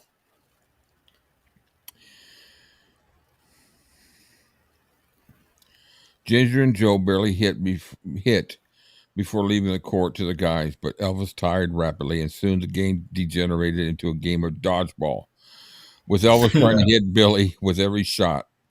Eventually, he hit himself on the shin with his racquetball quit. Boy, that hurts, he said, lifting up his pants leg to reveal an ugly welt. If it Here's ain't, another here's another thought. Sorry, I feel terrible interrupting. But don't expanding feel terrible, dude. I mean, I do it too. expanding on what Tracy's saying here. Here's a question. Maybe you guys can guide me to an answer. Tracy says Elvis tired rapidly. His heart and lungs were compromised. He should have canceled the tour and went to hospital. Hmm. Here's a question. Do you guys think that there's a possibility that he was going into heart failure? Well, it was just shortly before he died. Heart failure doesn't have to happen in a moment. It could happen over a period of No. a couple hours.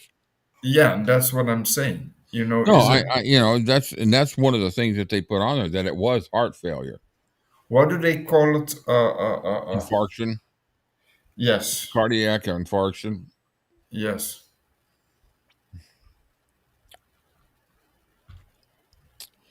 Elvis sat at the piano in the lounge area of the racquetball building. This is where I get really emotional.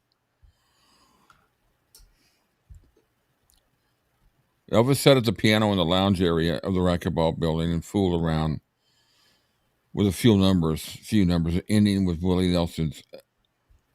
Why do they have to use words like that? Willie Nelson's song "Blue Eyes Crying in the Rain." I don't even know what that word means, and I'm really good. I was always good at English and all that. Anyway, back at the house, Billy helped Elvis wash and dry his hair, while Elvis idly glanced at the book on the shadowed Turin that Larry had brought him. Oh, there it comes in. Congestive heart failure. Yeah, That's the word I was looking for. yeah. He he talked about maybe taking 𝐫𝐞𝐬𝐩𝐞𝐜𝐿 out on the first part of the tour, but he didn't give Billy any reason to think he was going to do anything about it. That must have been some girl he was. He spoke once again, too, of the plot he had hatched to kill Red and Sonny by luring them to Graceland on one pretext or another. But he didn't seem about to do anything about that either. This was going to be the best tour yet, he repeated in what had become almost a mantra by now.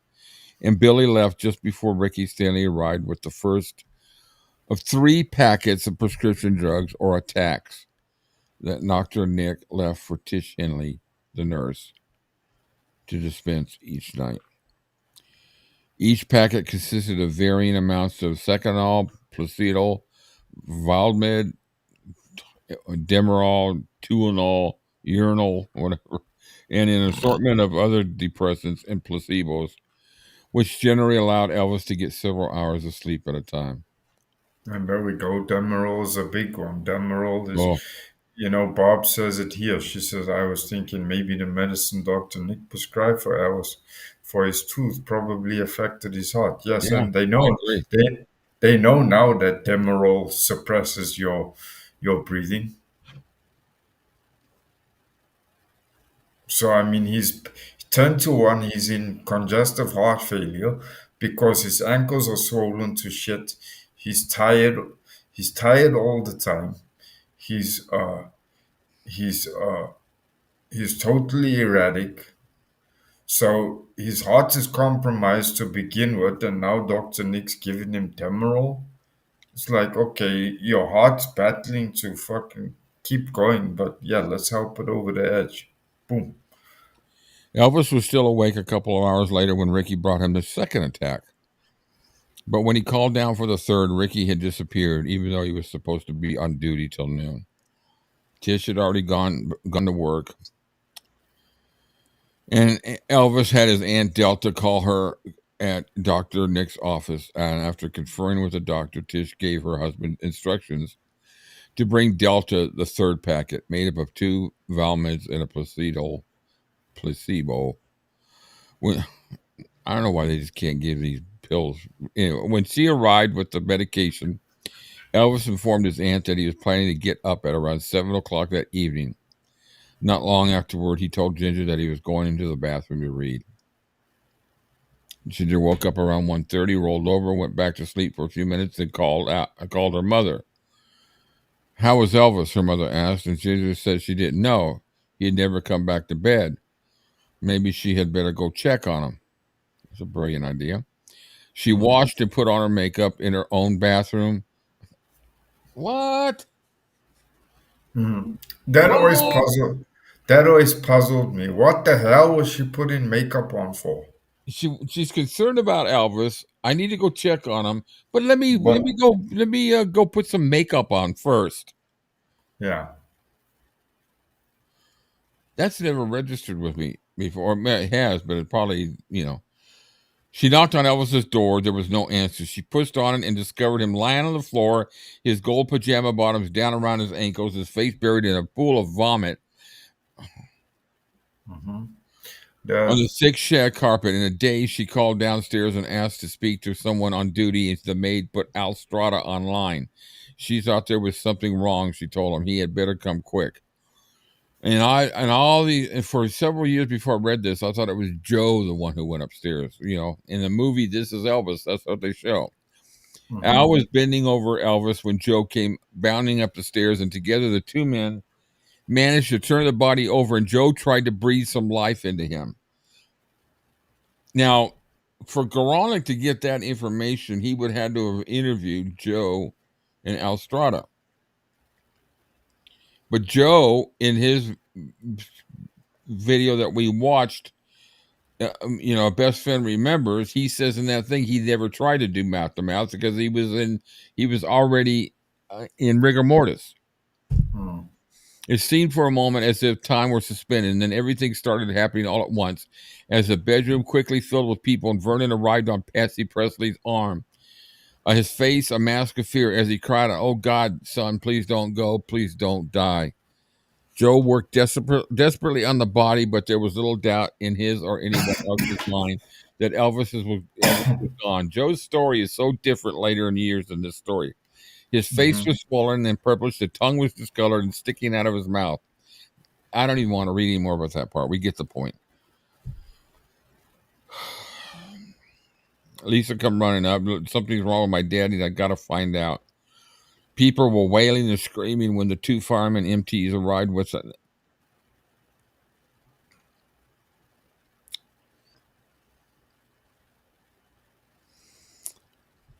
ambulance from engine house number 29 in Whitehaven, just minutes from Graceland. The ambulance attendants witnessed what they later described as something like a scene of carnage. And I'm going to skip ahead. There were no vital signs. Al, Joe, and Charlie carried. Okay, this is what bugs me. There was no vital signs, and there seemed little doubt of the outcome as they loaded the body onto a stretcher, and with help from Al and Joe and Charlie, carried it out the front door. Yeah. They just made him so impersonal at that time. Or Hmm. he did. Whoever wrote this, well, we know who wrote it, Peter Gronick. To the waiting ambulance, Vernon tried in vain to join him, but he was gently restrained. "I'm coming, son," he called. "I'll be there." Dr. Nick showed up in his green Mercedes. Just as they were coming down the drive, he was in such a frenzy that he drove into the gate, then leapt out of his car and joined Joe and Charlie in the back of the ambulance and started working on him. They arrived at the hospital at 2:55 p.m., 22 minutes after the initial call. Trauma room number 1. And a team of doctors and resuscitation experts were standing by. You know, another thing that pickled me is why did they choose to go to Baptist? Because Methodist was closer. Because everybody knew him at Baptist was his go-to hospital. That's where he Yeah, always but went. yeah, but surely in a situation like that, you don't give a shit about whether they know you or not. It's a case of life and death. I mean, as far as I know, Methodist was less than 3 miles away. And how far was Baptist? Baptist was almost double the distance. Baptist was like 5 miles away. I don't know, but all I know is that's the hospital he always went to, and could have been more for the reason of who it was and the secrecy too. That could have a lot to do with it. They would trust that nothing would get out there, where Methodist was a totally different deal. I don't know. I can't answer that question, but I think at that time they pretty much knew the guy was dead. I mean, that he was dead because he was in rigor mortis. I don't know. I've never read anything in history where a body came back from rigor mortis outside of Jesus raising Lazarus after 3 days. Oh, okay. Thank you, Tracy. Dr. Nick had medical privileges at Baptist. Yeah, as I was saying, I mean, it has it. It was because of the hospital and the familiarity, and Dr. Nick would have been one of those, and so was the nurses.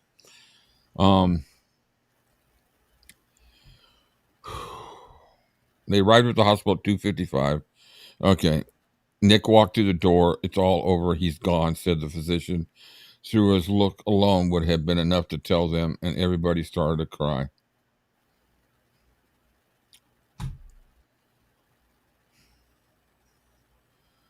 And there we have it. How many years ago? 47. And it will be next Saturday. Will be the 47th year, right? 48th year. Yeah, 48, sorry. Lisa was crying when Dr. Nick walked in, and Vernon froze when he saw the bag full of Elvis's personal effects in the doctor's hand.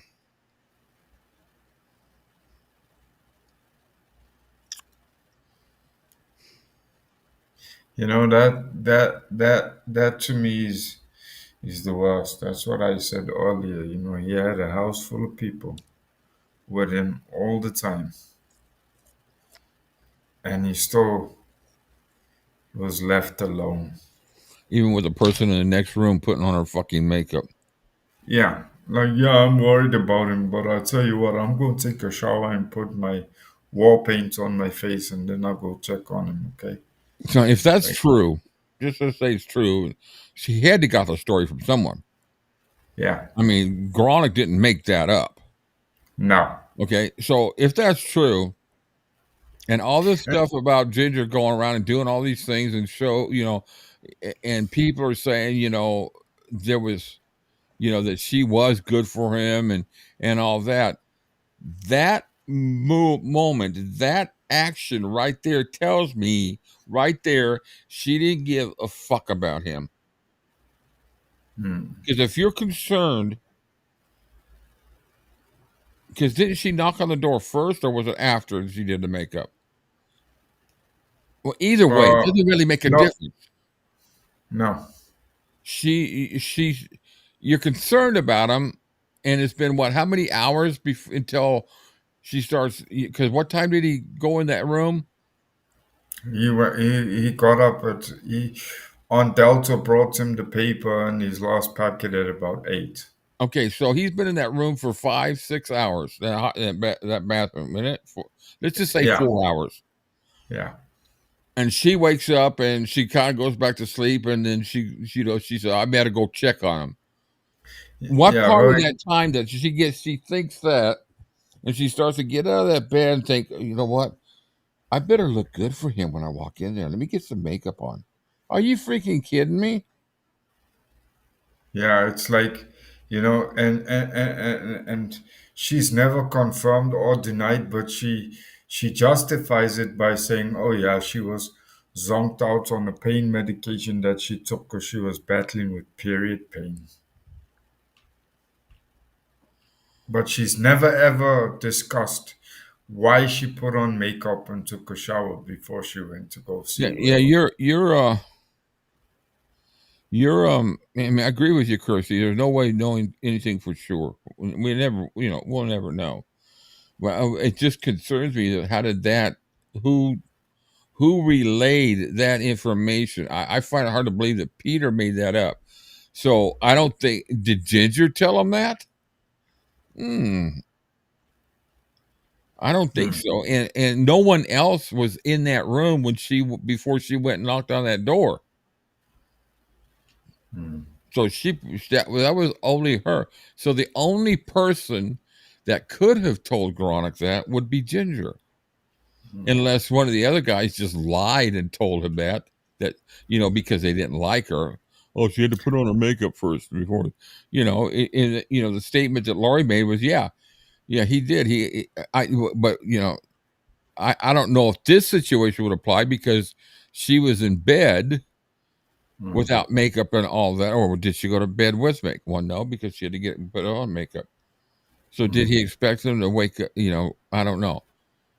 I know that at all times, they were to be, dressed properly and good, look good, and all that. But And I she's don't. never spoken about it. She's never spoken about it. She's I never would love to given. ask her. I would love to have the opportunity to ask her that. She's never ever spoke. She's never ever said yes, that's what happened, or no, that's a flat out lie. Even in her book, she doesn't talk about it. When I heard that part of Ginger, I've never believed her rendition of the timeline. Someone found him earlier. Someone found him earlier? Who found him earlier? Was it a Ginger that found him, or was it Alstrada? It was Ginger, right? Yeah, Ginger called down for Elle.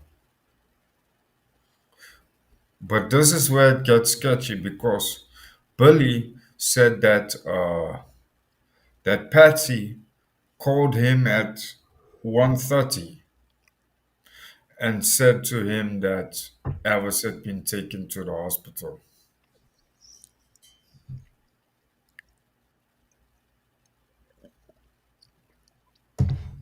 We'll never know.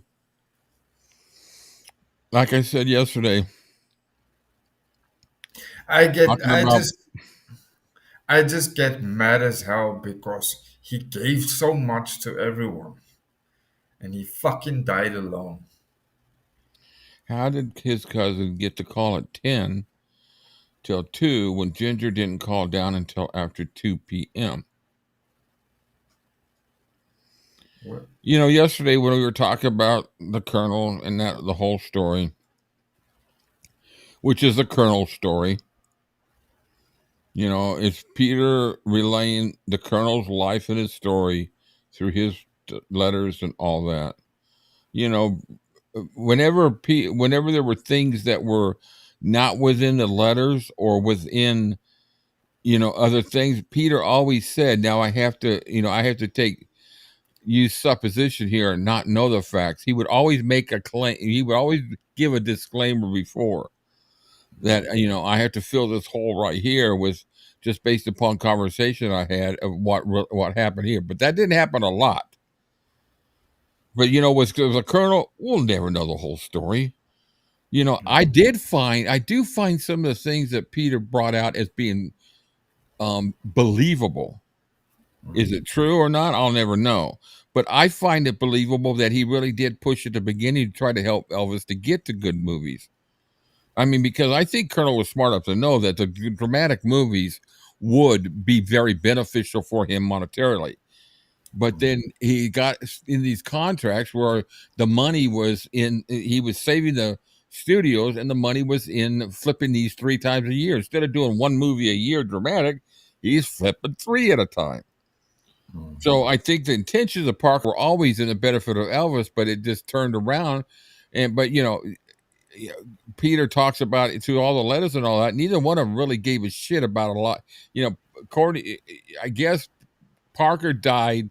He always had $1 million saved in the bank, saved there for Loanne when he died. So she would have $1 million when he died. And then, of course, Parker, sold all, he sold all the documents to EPE, and it was all in that warehouse and all of his. But like I said, all through those years, you're talking about the best snowman ever to walk the face of the earth, who could have all along covered his ass, and it's not far-fetched, through the letters and all that, stating this and stating that, and people would get the letters and believe it or whatever. But at the end of the day, I still, there's nothing, not one thing in his book that changes how I feel about Elvis. Period. Not one thing.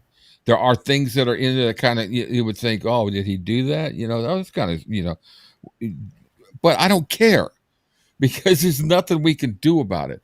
And my love of Elvis is the music, it's the man, and it's what he accomplished and what he gave us fans. Everything else, he's a human being, and I don't care about that stuff. We can't change it. We'll never change it. We can't make people change it. And it's interesting to kind of get a better understanding of Parker, of who he was, through his history and where he grew up. We know that he was an abused child. His father abused him. He got the shit kicked out of him at times. He just had a very hard, but he was a dreamer. He wanted to be somebody, and he became somebody. He became probably what is considered the best manager for any artist ever. Brian Epstein adored the man. All these other people, Eddie Arnold. He made Eddie Arnold. He did the same thing to Eddie Arnold that he wound up doing with Elvis, making him the highest paid. We talked about all the money Eddie Arnold made through the book. He was loaded. But at the end of the day, we'll never know. It's interesting.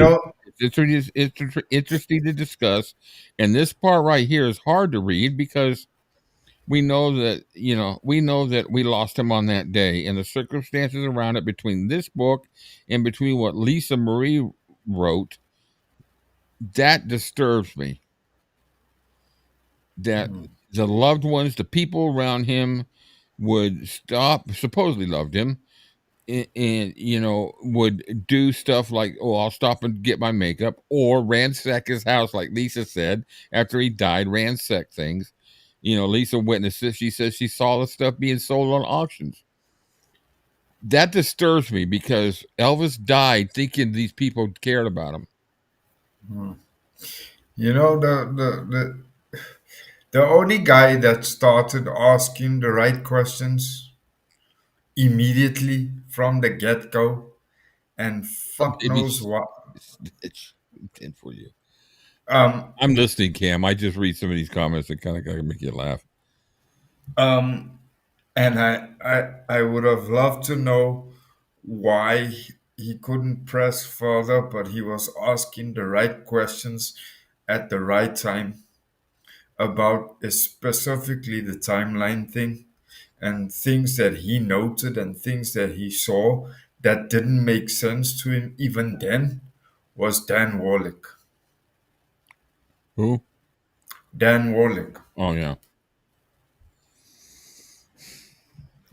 Because he said he knew the minute he walked in there, things were not adding up.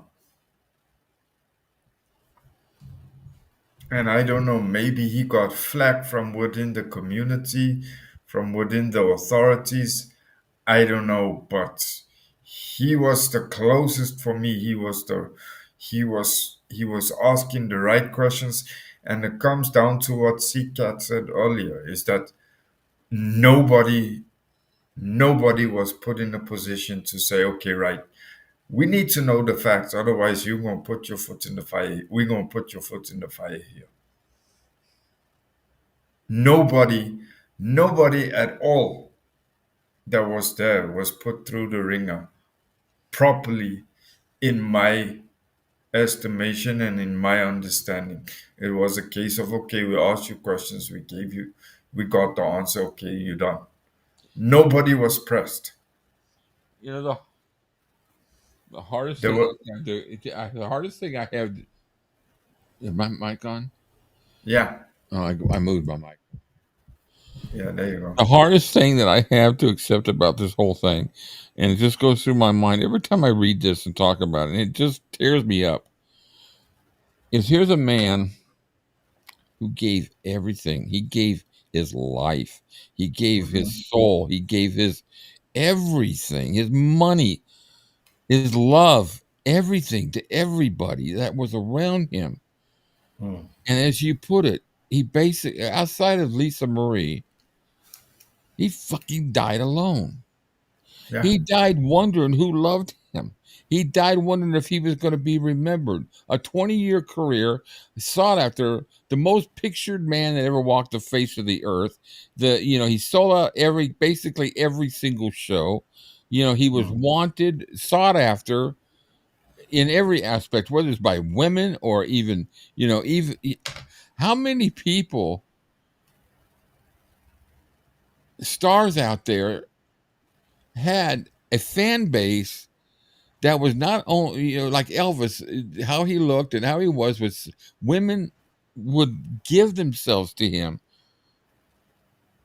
and yet Men wanted wanted to to be be him. him, Mm. and they respected him, like anything else. And this guy dies alone, and he basically wondering, he dies only 7 days after, or 8 days after, a book is released that just tears him apart, that destroys him. The people that were with him for how many years before he even got started? Red West, he knew before. And he died with them writing a book attacking him. And what did he give them? He gave them a life of touring, of going all over the place. He gave them a life of women, his seconds, his thirds, or whatever you want to call it. You can't. I don't understand how you could spit in the face of a man, no matter what you felt about. That's not the right way you go to help somebody who's got addictions. You don't expose their weaknesses, because that had to have fucking hurt. Oh yeah. And it really hurts to think about that, because I just, what were his last, I'm doing that, getting in his mind. What were his last thoughts? What was he thinking when he's sitting there reading about the turn? Was he into it? I don't know. Anyway, we'll never know. And that's the phrase I always use, is we'll never know. But I do know right now that we have more access to his music than we've ever had in our life. We've had more access to him as a entertainer, and all that. We're living in a great time. I have the fortune to be able to live and appreciate him and know him for 15 years of my life. From 62 to 77, 15 years of my life, I had the fortune of living and walking the earth the same time as he did, and seeing him in concert, going to the movies and all that. I had that fortune. But I've also got the fortune now of 46, 47, well, 40, I keep throwing it, 48 years later, of having even more access to the man through the FTD releases, to understand him, and the good books that are written about him, and even the movies that have come out. no matter whether how accurate they are, they still bring in more fans every day. Look You at know, YouTube. Who was it? You make a comment. I don't know if you made the comment or somebody made the comment that name another person that Brent more you maybe it was Brent that has was Brent. more YouTube channels dedicated to him. Name anybody. I mean, God, you can say 48 years later, you just say his name. You just say What? his His first name. name. Yeah. Yeah. Just his first name. You just say his name. And people are like, and whether you in the United States of America or in fucking Ghana, Africa, y- people know who he is. And you know, it's hard because I can see him standing there looking out that window, seeing all those people at the gate, and turning to Marion and asking,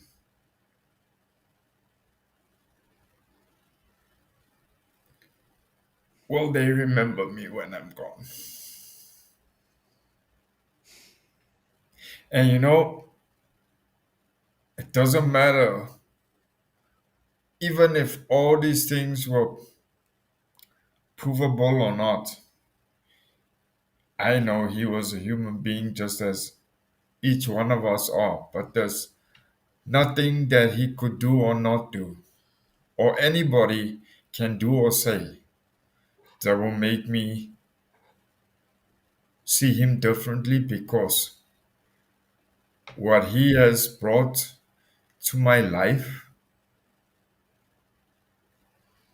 no person that is alive or even been around me has been able to put in my life. And this was a guy that left before I was even born. You know, that's a it with me.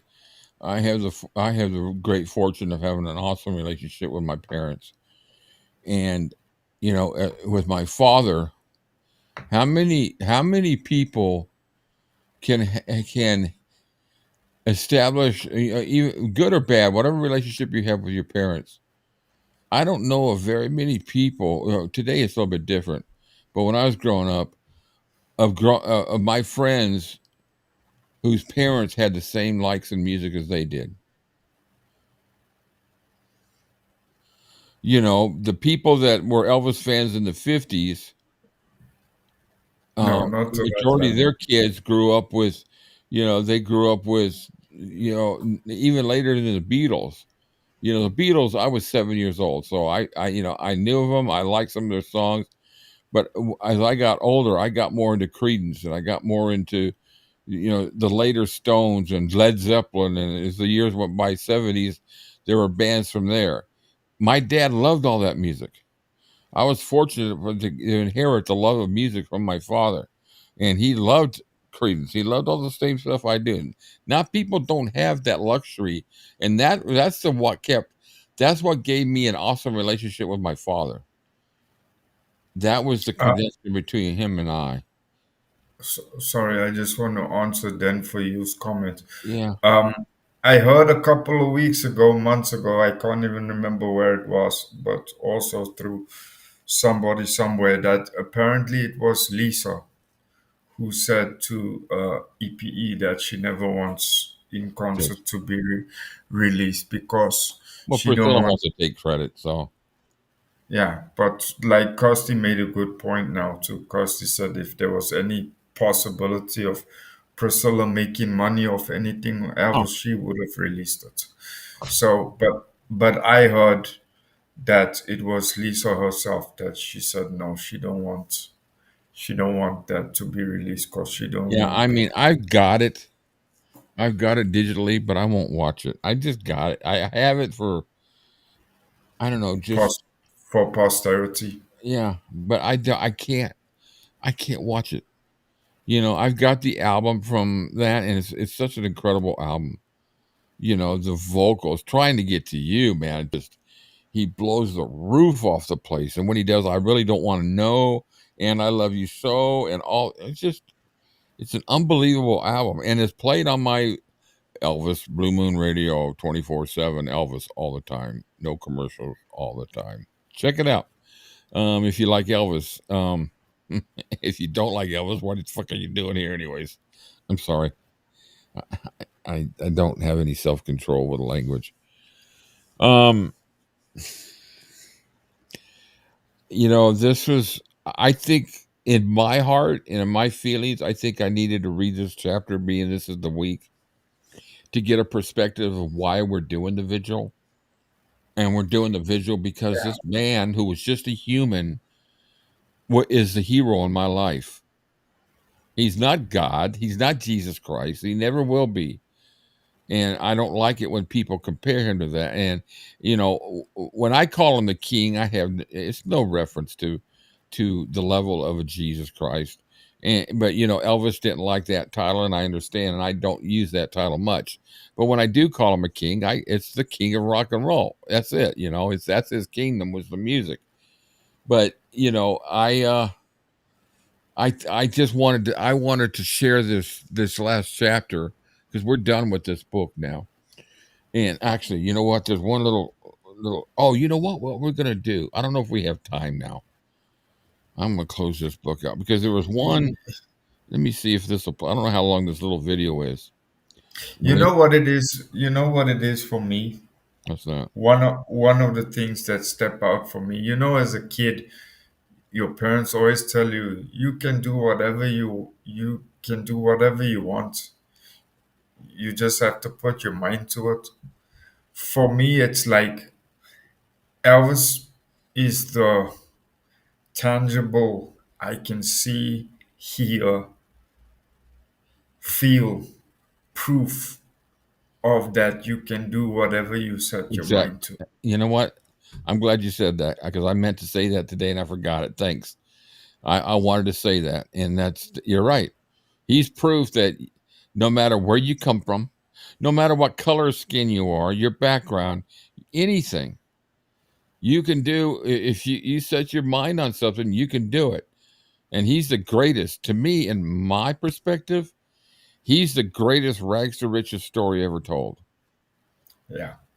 It's not just something that was written in a book that's become a, what's the correct English word for uh those sayings that over time have become tradition and metaphors. Uh, but you know what I'm talking about. Um, for me, he's well, honest to God, he's living proof, because to me and for many of us here, he's gone physically, but he's as alive now as he ever was. Oh, absolutely. He's alive in the ether world. He's alive in the, Yeah. I hate to, I hate, with lack of a better term, he's live in the World Wide Web. To where he's more accessible to people than he ever has been, and he doesn't even have to tour. Yeah. I'm going now. So, real quick question. I got a couple things there's one thing that we do have to do, and that's the giveaway. But the second thing is the audio is ready to play with transcription. So what I want to do is, in the comments, while we talk a little bit here, put in the comments just yes or no if you want to hear the conversation between Red West and Elvis. It's 51 minutes long. So it's up to you guys whether you got the time to do it, you want to hear it, or if we do it another time. But I'm going to give you a few minutes to just in the comments say yes or no, and we'll tally it up. And if you do, it's ready to go. If not, then we'll hold it for another time. I've got it all ready to go. Christy, that's a good point. Nobody's truly gone as long as they're remembered. Yeah, it's like people probably figured this out about me by now. And I mean, Rick, you know that too. And I'm of the belief, and nobody's gonna change my belief.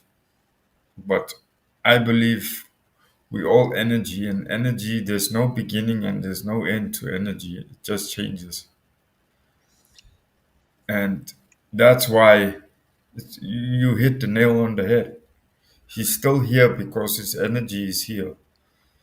Oh, when I play that, my go-to album right now that I put on just while I'm doing stuff is the Memphis concert 74. Because it just rocks. And when I put it on, to me, he's still alive. To me, he's around. I feel the electricity and the energy from that, and it's from that concert. And when people say that there was electricity about him, I can attest that because it was never stronger than when I saw him at the Hilton. I mean, I literally, the hair stood up on my arms. I was 14 years old, and the hair stood up on my arms the second that man walked out from behind that curtain. So like when you listen to the music today, you actually go back to that, you relive, you feel Oh, that energy you know, again. yeah, I've got, I don't know, somebody, the therapist that I was talking to, when I was going through all my problems, I had to quit. Well, when I worked, I was a hard ass worker, and I went from 100 miles an hour to zero in one day. And that was emotionally, mentally a very hard thing to do because I was a workaholic. And I think Cam could probably attest that I'm still a workaholic in one aspect. And it's just, it'll never leave me. And so, but for a short period of time there, I had to get my head out of my ass because I was like totally depressed. And so I was talking to a therapist for about 6 months, and she got me out of that funk. But I would talk to her about because she would ask me what inspired me, what do I do that gets my blood flowing. She's actually the person that I learned the line, "Get your giblets going." Literally, this therapist was. And so I told her, and she described it. I don't know I can't remember the terminology, but it's like when I read a book or when I hear a concert or anything, I'm actually envisioning the whole thing in my head. It's a movie that plays in my head. When I read a book, I see the people in my head. I see everything. I don't just read the words and hear them. I am there. Without even closing my eyes, I am there watching it happen. And I can't remember what she called it, but I told her, I said, "Am I weird?" She goes, "No, there's a lot of people that do it that way." And that's why I get so much out of books when I read them, is because I become a part of the story, or I can picture the faces. It's like when I read Stephen King books, I would always kind of choose who was going to be the one that played the parts. And the only time I ever got one right of her was Jack Nicholson in The Shining. I picked him. Hey, there we go, Susan. Well done. Susan has accomplished what I've been trying to do for years. Susan says, get this. I've turned my Oh, therapist yes, onto I know. Elvis. She's gonna watch the movies on the 16th here locally on cable. Talk about the patient healing the doctor. Yeah, very cool. And see, that's what I'm trying to establish too with all this, and it's going a little bit slower than I want, but that's my fault, no one else's. I'm really trying to motivate myself to get Discord running up really good because I'm going to be able to play stuff that we can't play anywhere else. And I got a little surprise for everybody for December 3rd because I want to have everything ready. And I'm going to talk to Kirsty about helping me figure out really how to do it right when I play movies on Discord, because I want to do watch parties where we can all get in there and we can chat and talk about the movies and watch it. But I have, and a lot of people might forget this, but I have the actual recording, the actual presentation with this exact commercials that were brought that night. Everything. It's the edited 1 hour special of NBC special 68. It's the actual showing. The commercials from Singer are in there. Jeez. I have it on. I have it. I've had it for quite a while, and to watch it brings back memories for me. So I want to do a watch party because I could tell you, there's not a whole lot of people that have seen this since that showed, and it's only been replayed a few times after that year. But I got a trivia question. You know who else had a special that week? A 1 hour special that same week, and it was on the cover of the TV Guide that week, when you would think it would have been Elvis. In 68? In 1968, Elvis had that TV special, but he wasn't on the cover of the TV Guide that week. There was somebody else that was on the cover, and they had a special that week. It was Anne Margaret. Wow. She had her own TV special, and she was on the cover. I had that TV Guide, and I gave it away as a gift. We still got to do the giveaway too. I gave it away as a gift for getting, I think, like to 15,000 subscribers or something like that. Because some of this stuff I don't keep around much anymore, because nobody in my family really wants it to be passed down to them. They like Elvis, but not like I do. I'd rather have it given to somebody and know that it's going to go somewhere they're going to take care of it. But yeah. Anyway. Here's a quick question. With regard to That's the Way It Is, when it came out in 70, it was only flighted in theaters, right? It played on TV a few times. Did it But even no, as when it early? was released, it was only at the theaters. Yes. When did it come out the first time? When was it when and how was it shown outside of the theater Ooh, I for don't the know. for the first time? I don't Probably know. 18. I'd have to. It would probably been a couple years. That's the way it is. First time TV broadcast. Let me put Elvis as That's the Way It Is. Duh. Elvis, That's the Way It Is.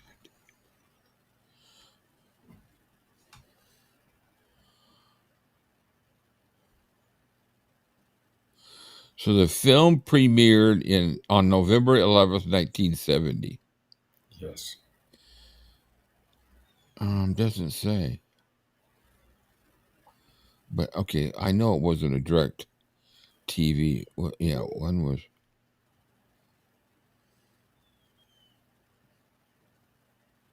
Yeah, I'll have to look it up. That's a good question.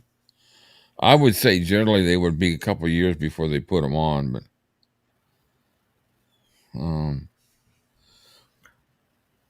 that's the way it is. First time on TV. Let me leave out broadcast. That's on, not ob. Ob.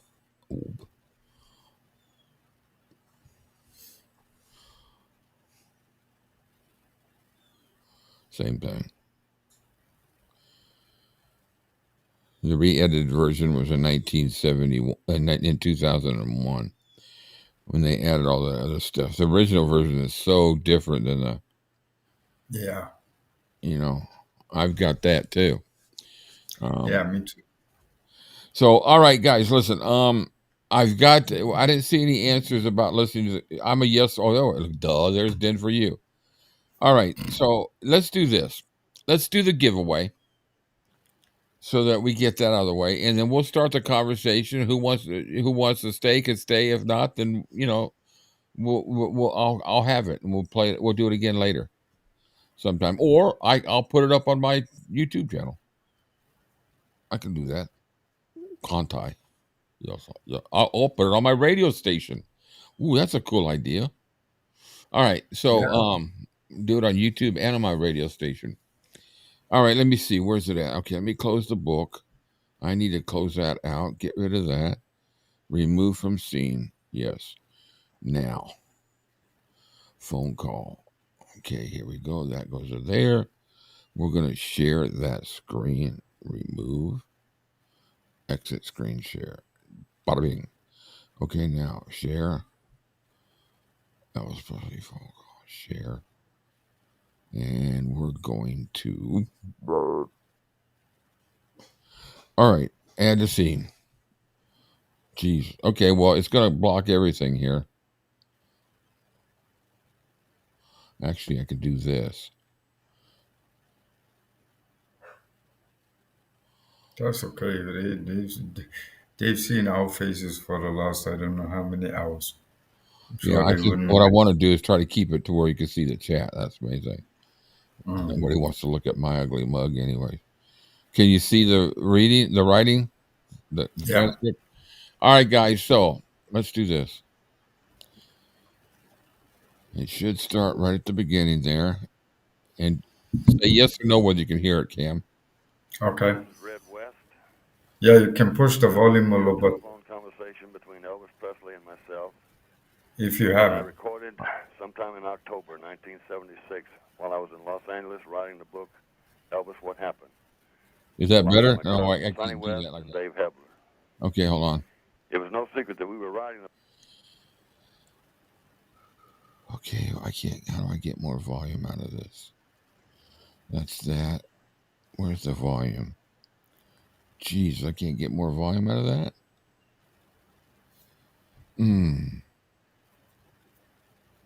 Pretty low volume, huh? Yeah, you can hear it, but a little bit more would just make it all the more Yeah. Alexa, turn on all the lights. Okay. Okay, let me start it here for a second. The book, and knowing Elvis as I did, I knew he would try to contact us. I also knew we would be called liars, Judases, traitors, and any other expletives by fans and even some people around him who we had been close to up until this time. Is that I better? knew that he would reveal in this conversation Yeah, that's enough okay. information that would substantiate what we said in the book. It was even more than I had expected, and more than I wanted to hear. By this, I mean I heard a sad and lonely man, a man I had grown up with and watched rise from near poverty to become the greatest entertainer this world will ever see. A boy in a man's body who could not handle the celebrity that he had now become. I had a sinking feeling that I would never see my best friend again, and I didn't.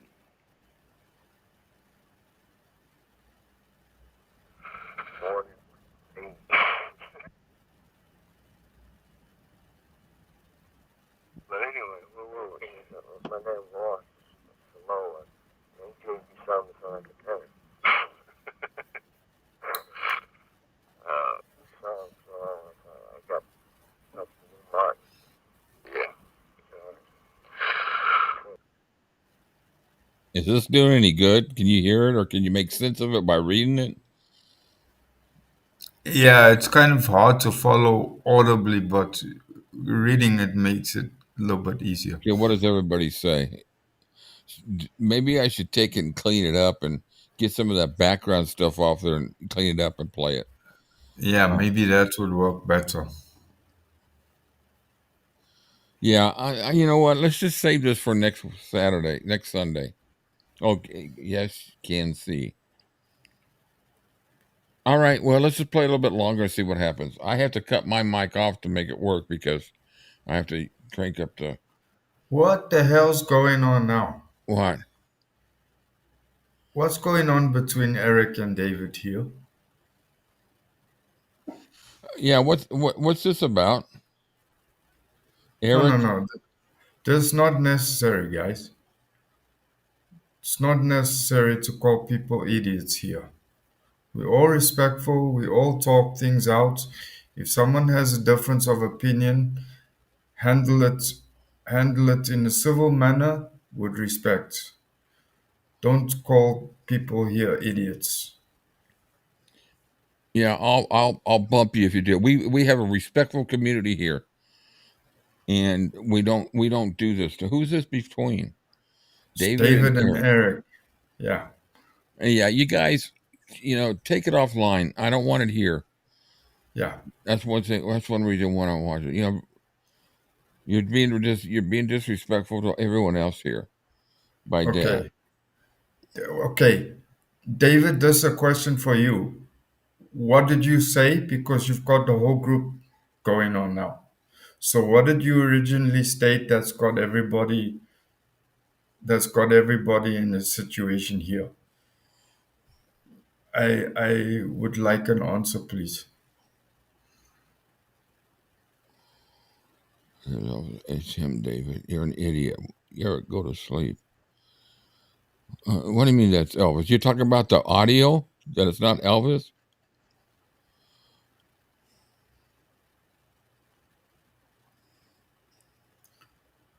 Okay. This is going to be interesting. Are we going to get an answer now? Because we can throw stones in the chat, but we can't answer questions. It would have had time to enjoy. So let me see. Israel, Eric just told him that David is being abusive. So. All right, you know what? I don't. I shouldn't even have to tell anybody not to be disrespectful. No. So, David, No. I appreciate you stopping by, but I'm blocking you. Have a good day. Bye-bye.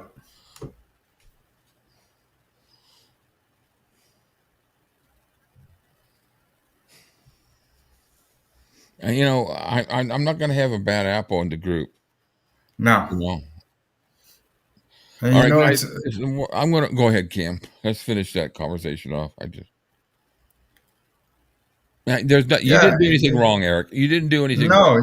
From what I read all your comments. You didn't do anything 100% wrong. right, Eric. There's no fault on your side. He Eric, got bumped because of not at one all. remark, calling you an idiot. I'm not putting up with that shit at all. No. And it's taken me a few years to get this thing to a respectable mode, and the shit I've gone through to get to this point from other channels, I'm not going to have it all torn up by a guy who wants to call somebody else an idiot. So no, and he's obviously here. He's obviously here for the wrong reasons. Because if he was here for the right reasons, it wouldn't have even been necessary for you to defend your point. yeah. All right. So yeah, for those of you, I probably should put that disclaimer back up at the beginning for new people that come on board, because we've had quite a few new people. There's two things I don't allow. Well, actually three, I should say altogether. Okay. Number one, we never, ever, ever talk politics. We never talk religion. I mean, to the, where you're discussing and arguing about religious beliefs and all that. That doesn't happen. Obviously, with Elvis, we have conversations about spirituality and stuff like that. The third thing is you show respect to everybody on this channel, everybody commenting. You don't call them idiots. You don't call them names. We have conversations where we can agree to disagree. And, I mean, I'm guilty of yelling or getting upset about things. But, we're all human. But I don't think I've ever called anybody on my channel an idiot or stupid or anything like that. Ever. So, anyways, I laid that back out. Yeah, no, you more than welcome, Eric. Okay, I think what I'm going to do. Yeah, Eric, you're good, man. We would have done that for anybody here, but it's like Rick said. We've spent too many hours and put too much energy into getting what we have now, and I'm sorry. It's like Rick said. It's okay to disagree if you have a different viewpoint. In fact, we encourage it. If you have a different viewpoint, share it. Good Talk point, about for it. you. Share the information. And but for people to come on here and call other people idiots and all the rest of it, no. No. That. What did I just knock over? Oh, cool. As long as it wasn't I just knocked over my empty mug. No, Deb, I didn't. No. All right, I'll do one song for you, Not really. No, I couldn't wear high heels because if I barely was able to keep my balance wearing flat foot. I could barely walk in a pair of tennis shoes, much less high heels. Yeah, no. If I had high heels on, it would have definitely ended up in the emergency room.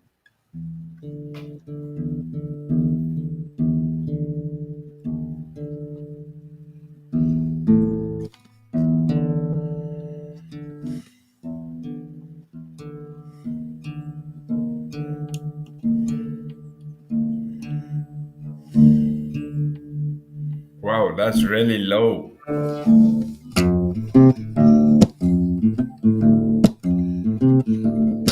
You know I can be found sitting home all alone. If you can't come around, at least please telephone. Don't be cruel to a heart that's true. Baby, if I made you mad, something that I might have said, please let's forget the past.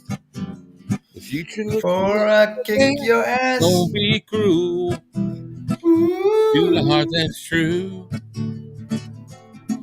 I don't want no other love. Baby, it's just you I'm thinking of. Let's walk Mm. off to the preacher.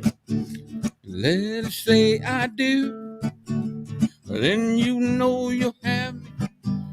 I know that I'll have you. Don't be cruel to the heart Ooh. that's true.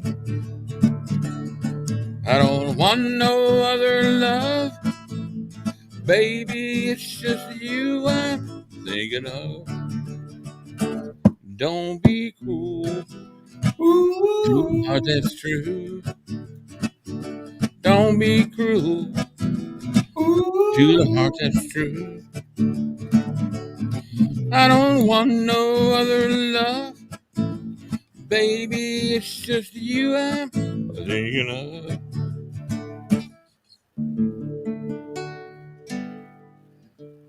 Okay. Well, I haven't done that in freaking years. I'm surprised I even remembered the. Yeah, I didn't even realize it was that low. key of D. Wow. I put that low to get that bass note. Yeah. I'm not exactly in tune. Yeah, so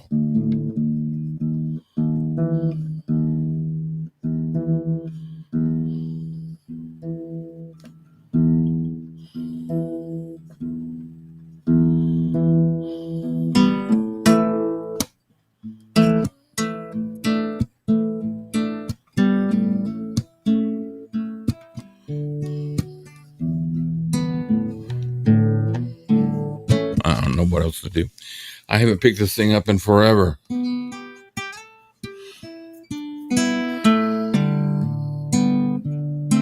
What was I messing around with the other day? I was messing around with something. Excuse me. And I don't know where I put it now. Close that. I can never remember the words to songs anymore, you know?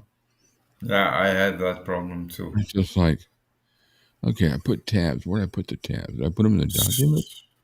Soon as someone says play something, you sit there and you go, okay, what are you Well, I going? sit here. How about, let's see.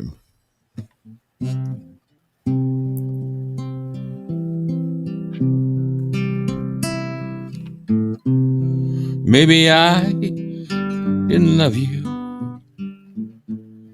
quite as good as I could have. Maybe I didn't treat you quite as often as I could have. See, I screwed up the words. Mm-hmm. Little things I should have said and done. I just never took the time. You were always on my mind. You were always on my mind. Maybe I didn't hold you all those lonely lonely times. And I guess I never told you I'm so happy that you're mine. If I made you feel second best, girl, I'm sorry I was blind. You were always on my mind. You were always on my mind.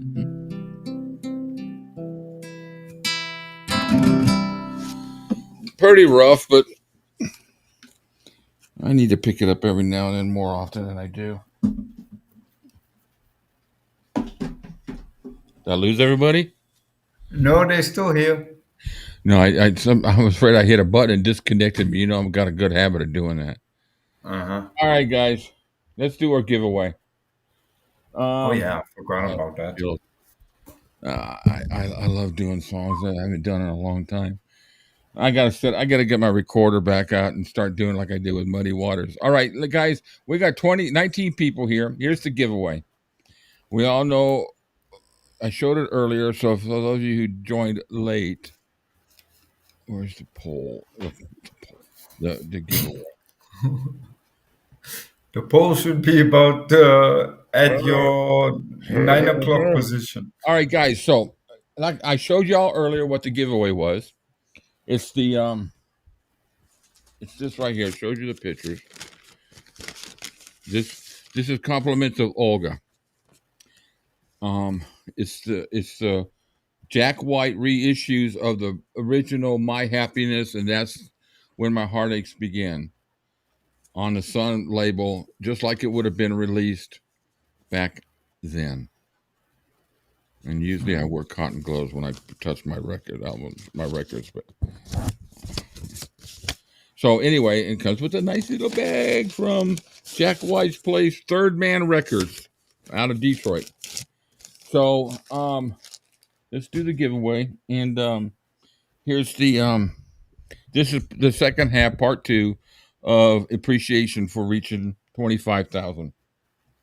So I actually transparency. This is a little shot for 25,000. Lord have mercy.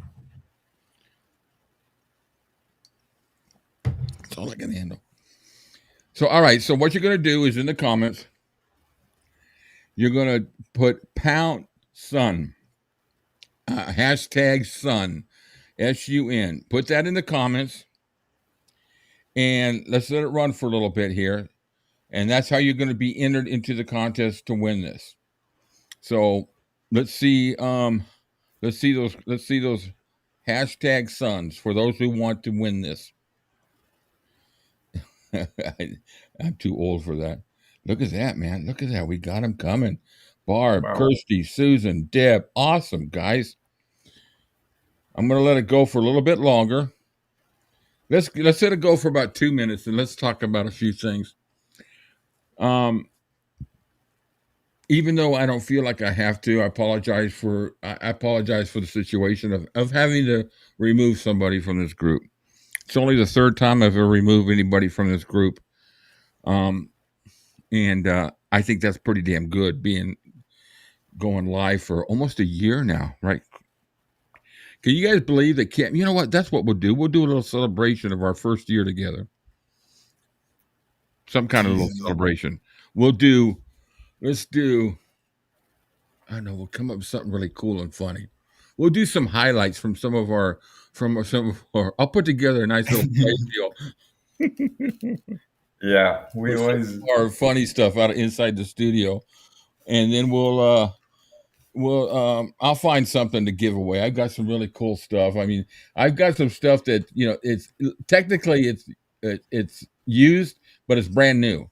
I've never opened or anything. I got a few things from Grayson, a few books that I've read off of Kindle, and I'm not going to keep around. So little by little, I'm going to start giving some of those away. David was being a weenie hit. Okay. Does that warrant somebody getting kicked? No. But we got Barry White in the house right now. And we're going to give away a record. Yeah. You know what was a lame ass move for me? I would have Thanks, done the Jack. I same. appreciate that. What's that, Cam? I would have done the same thing as when I asked him out, when I called him out, he didn't even have the No, audacity to and they never just do. pick up. You know, I got to the point now. People leave. You know, there've been people been leaving little snide little comments that are they're just trolls. They're not Elvis fans. And one today, I had I showed you know that clip from Elvis on tour. I put this up probably a good 2 years ago, and every once in a while, people will leave a comment about that's cool and everything. But the one clip when he's coming out in the car and he comes out and they're talking about the camera in the car and he's talking about the girl the night before and all this kind of stuff. Well, somebody made a comment and say, "Man, this man was just a freaking creep." And I used to leave comments back, "You troll," all this kind of stuff. But you know what? I just delete them. I blocked them. That's it. I don't care if they've commented before 100 times before. They're gone. I'm not going to have that on here. Yeah, it's like, okay, yeah, he's a creep, but he's a creep with a shitload more money than you have.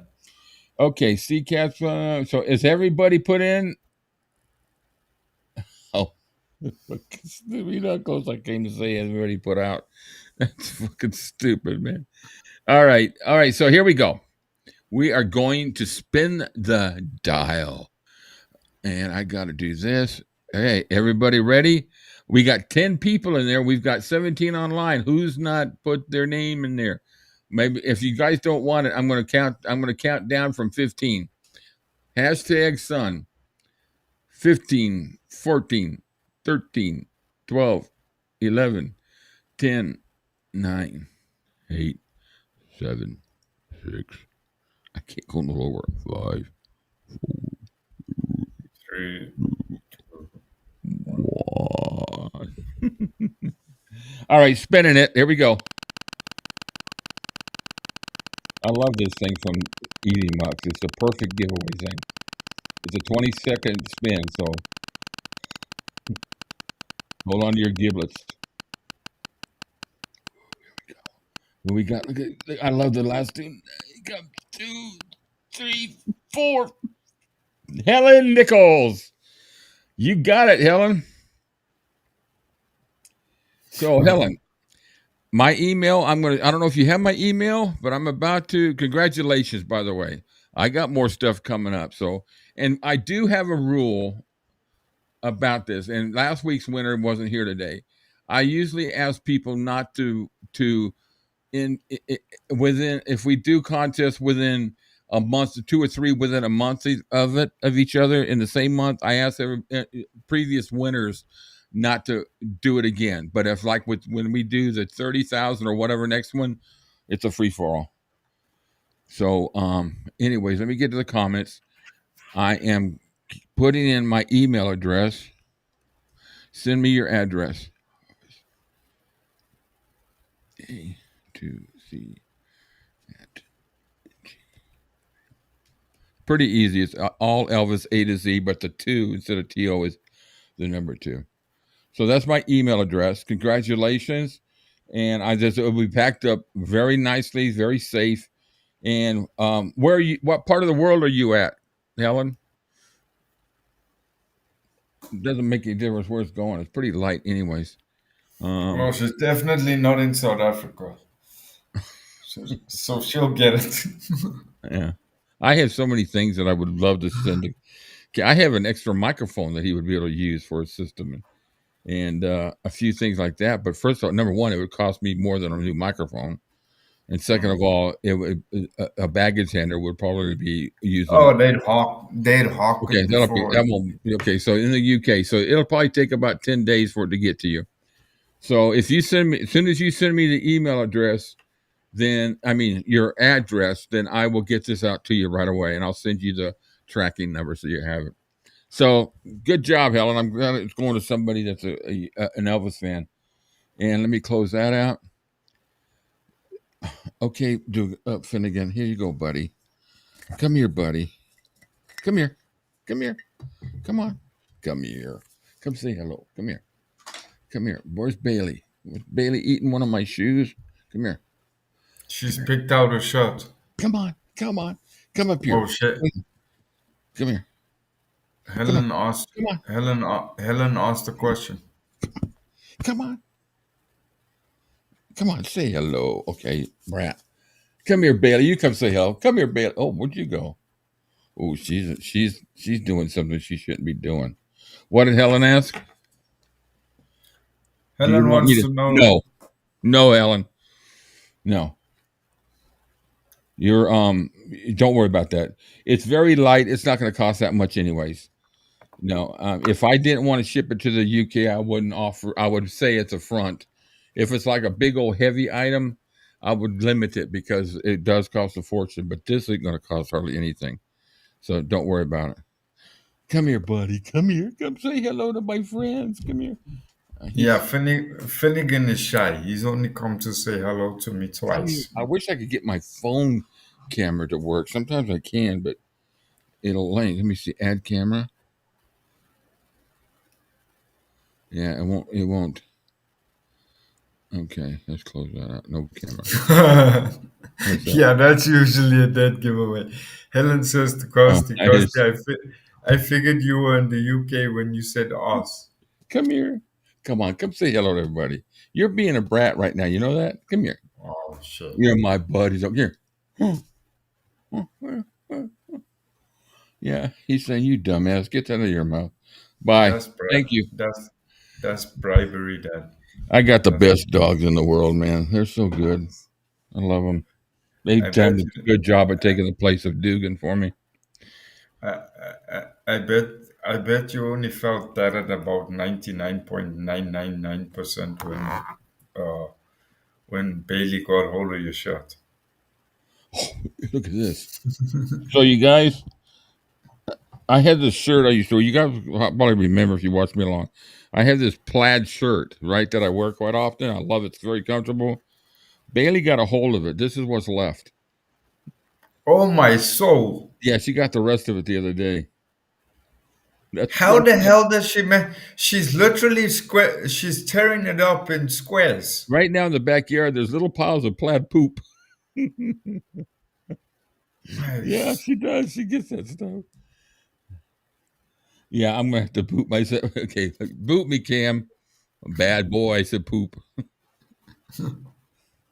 Hey, you guys, listen, I've had a blast. I'm going to clean up that audio. I want to hear that. I might see if I can find a better quality, but I don't think I'm going to.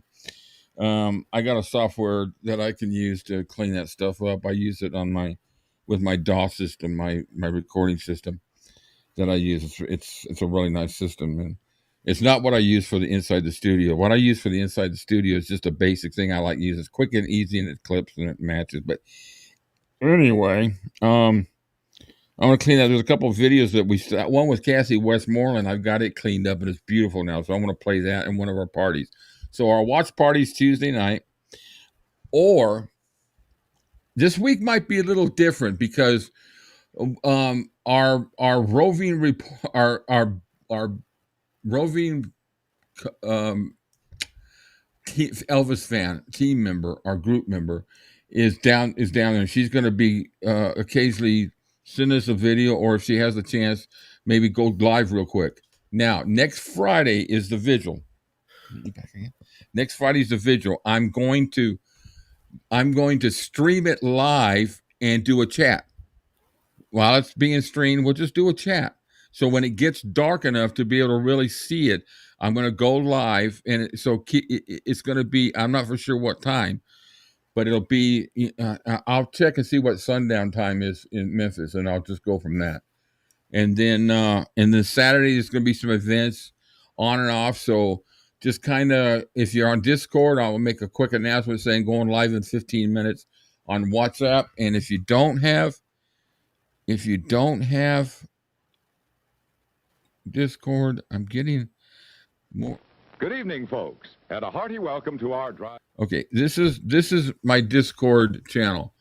So if you scan that, then you can join. It's an invite. Now, if you don't scan this, the invite will be down below in the description of this video. So we're just gonna have fun with it. She's going to the 𝐫𝐞𝐥𝐜𝐬𝐪 event. She's going to the event with Billy Smith. Jerry Schilling is going to be in an event with 𝐫𝐞𝐥𝐜𝐬𝐪. She's doing all kinds of stuff. I'm so freaking pumped for her. She's going to have so much fun. And this also stands true for any of you that go out and go visit something that's Elvis related, and you want to just send me a quick video to post to everybody. Hey man, I'll be happy to do it. Let's share with everybody. You were totally respectful, Eric. No problem. Yeah, Eric. Yeah, no, we're cool. You don't even. No foul. No foul. No foul at all. You're good. He's probably on another channel doing the same thing. What else we got to cover? I've done the giveaway. Did I? I want to share my. Did I share my? I shared my web page, right? Yeah. Okay. So my web page is back up. It's Elvis-A-Z, and check it out. I'm adding more to it. Going to have some schedules, some time, some pictures. The very first page has got a great video of Cam and we're doing Burning Love. It's hilarious. So you got to check it out. We're going to be doing more bloopers and outtakes from some of our stuff. And we're also going to I'm going to go through some of the takes and I'm going to edit out the song takes and I'm going to do a video of all the outtake talking, all the laughter and all the jokes and everything of Elvis in the studio. It's going to be called Between the Takes with Elvis inside the studio with Barry White. It's funny. I took one sip of that. I got actually more than I need. I'll take a sip of this every once in a while, and that's all I drink. I hardly drink at all, and but I get I have my wife pick me up that, so when we're doing these shows, it'll just kind of loosen me up a little bit to have fun. But I don't drink hardly at all, and so one little sip of that, which is peppermint schnapps. It's like I love it, but it's like Good Lord, that stuff will make me fly. Yeah, it will crystallize my giblets. Hey, maybe I should get myself a bottle of that. Then I don't have to buy an air ticket to come to Georgia. I can just drink a bottle of schnapps. I'll be there in a couple of hours. Hey, Bailey. I want one of these puppies to pop up. Come here, Bailey. Come here, girl. Where's my little girl? There's my little girl. Oh, that's Dugan. I mean Finnegan. Come here, buddy. Where'd the girl go? Huh? Where's the little girl? She after causing problems? Hey, come here. She's bearing the rest of your shirt. Come here. Okay, come on, buddy. I know you're gonna do it. Look at. Okay, bye. There. Come on. It's a rough day. All right. If I open the refrigerator door, she'll be here in a second. All right, you guys. I love doing this channel. I absolutely love doing it. I love doing it with Cam. If Cam ever leaves it, where the hell I'm going to go? I'm just saying. No, we have fun doing this. We enjoy doing this with you guys. You make it enjoyable. It's just, I just love it, and I look forward to it. But I also have to watch not being too tired because there was the last video I looked at it, and I had allergies that week. But boy, my God, do I look like I'm about ready to fall asleep. So we got to be careful. We're not young, but we want to put out as much content and have fun and chat. This kind of rejuvenates us.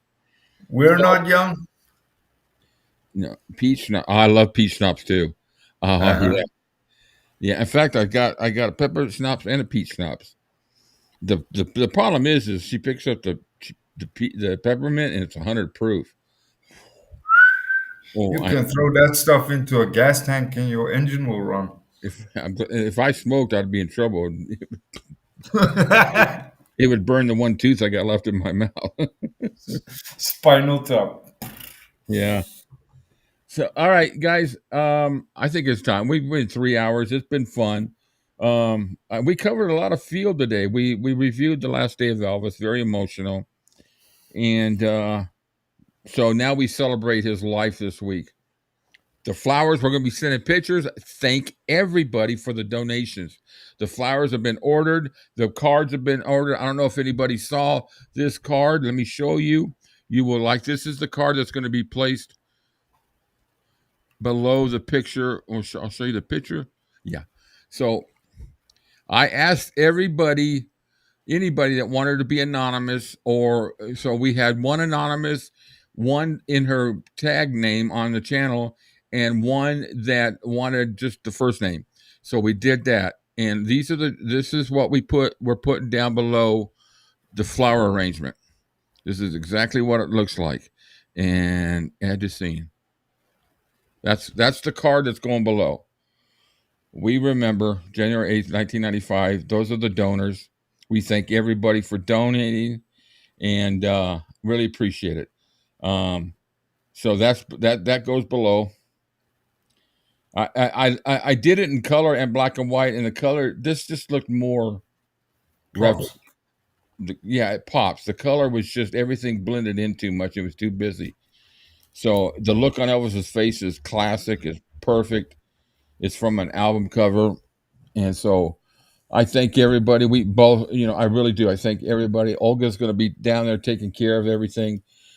She's picking these placards up I had ordered. She's going to be taking them to the florist so that they can put them on there. And then this is the picture that goes into the center of the flower arrangement. I think everybody saw. Christy helped me with this one. She did this collage. Cam and I got the pictures, and this goes in the center of the flower arrangement, which are red and white roses. So when everything's set and we get some pictures, I'll post them. And this is all from Elvis-A-Z and Elvis for the record. So thank you, everybody. Support, whether you did it, everybody supported, whether it was through donations or supporting to have it done and passing it around. This comes from Elvis-A-Z, our channel. It's represented by our channel. So thank you. Anything else, Cam? Nothing besides my weekly thank you. I mean, you guys know. Yeah, Susan, we thought it looked better without it there. The TCBs, is somewhere else on there. Just it's fainter, but yeah. Yeah, go ahead. And yeah, you guys are the reason we do it. So if it wasn't for you guys, we wouldn't have a reason to be here when we're here. So thank you guys. Yeah, and we're going to keep telling you that. We'll always say that. And when it comes, it's like Elvis said, if people stop coming up and asking you for autographs, and that's when you worry. Well, when we start telling you how much we appreciate you and love doing this channel, then that's when it's time for us to quit, because you're the reason why we do this, and Elvis. Yeah. All right, guys, everybody, Jack, Kirsty, Helen, Den for you, Barb, good to see you here today with us. I love seeing you here. Eric, good man. Everybody else that was here, Kathleen, Dylan was here earlier. Den for you. I think I said everybody. So everybody have a good night. Keep an eye, join our Discord or follow us on YouTube and get the notifications of our events this week, because it's going to be kind of scattered here and there. Peace to all. TCB. Love you guys. Have a good one. Hey!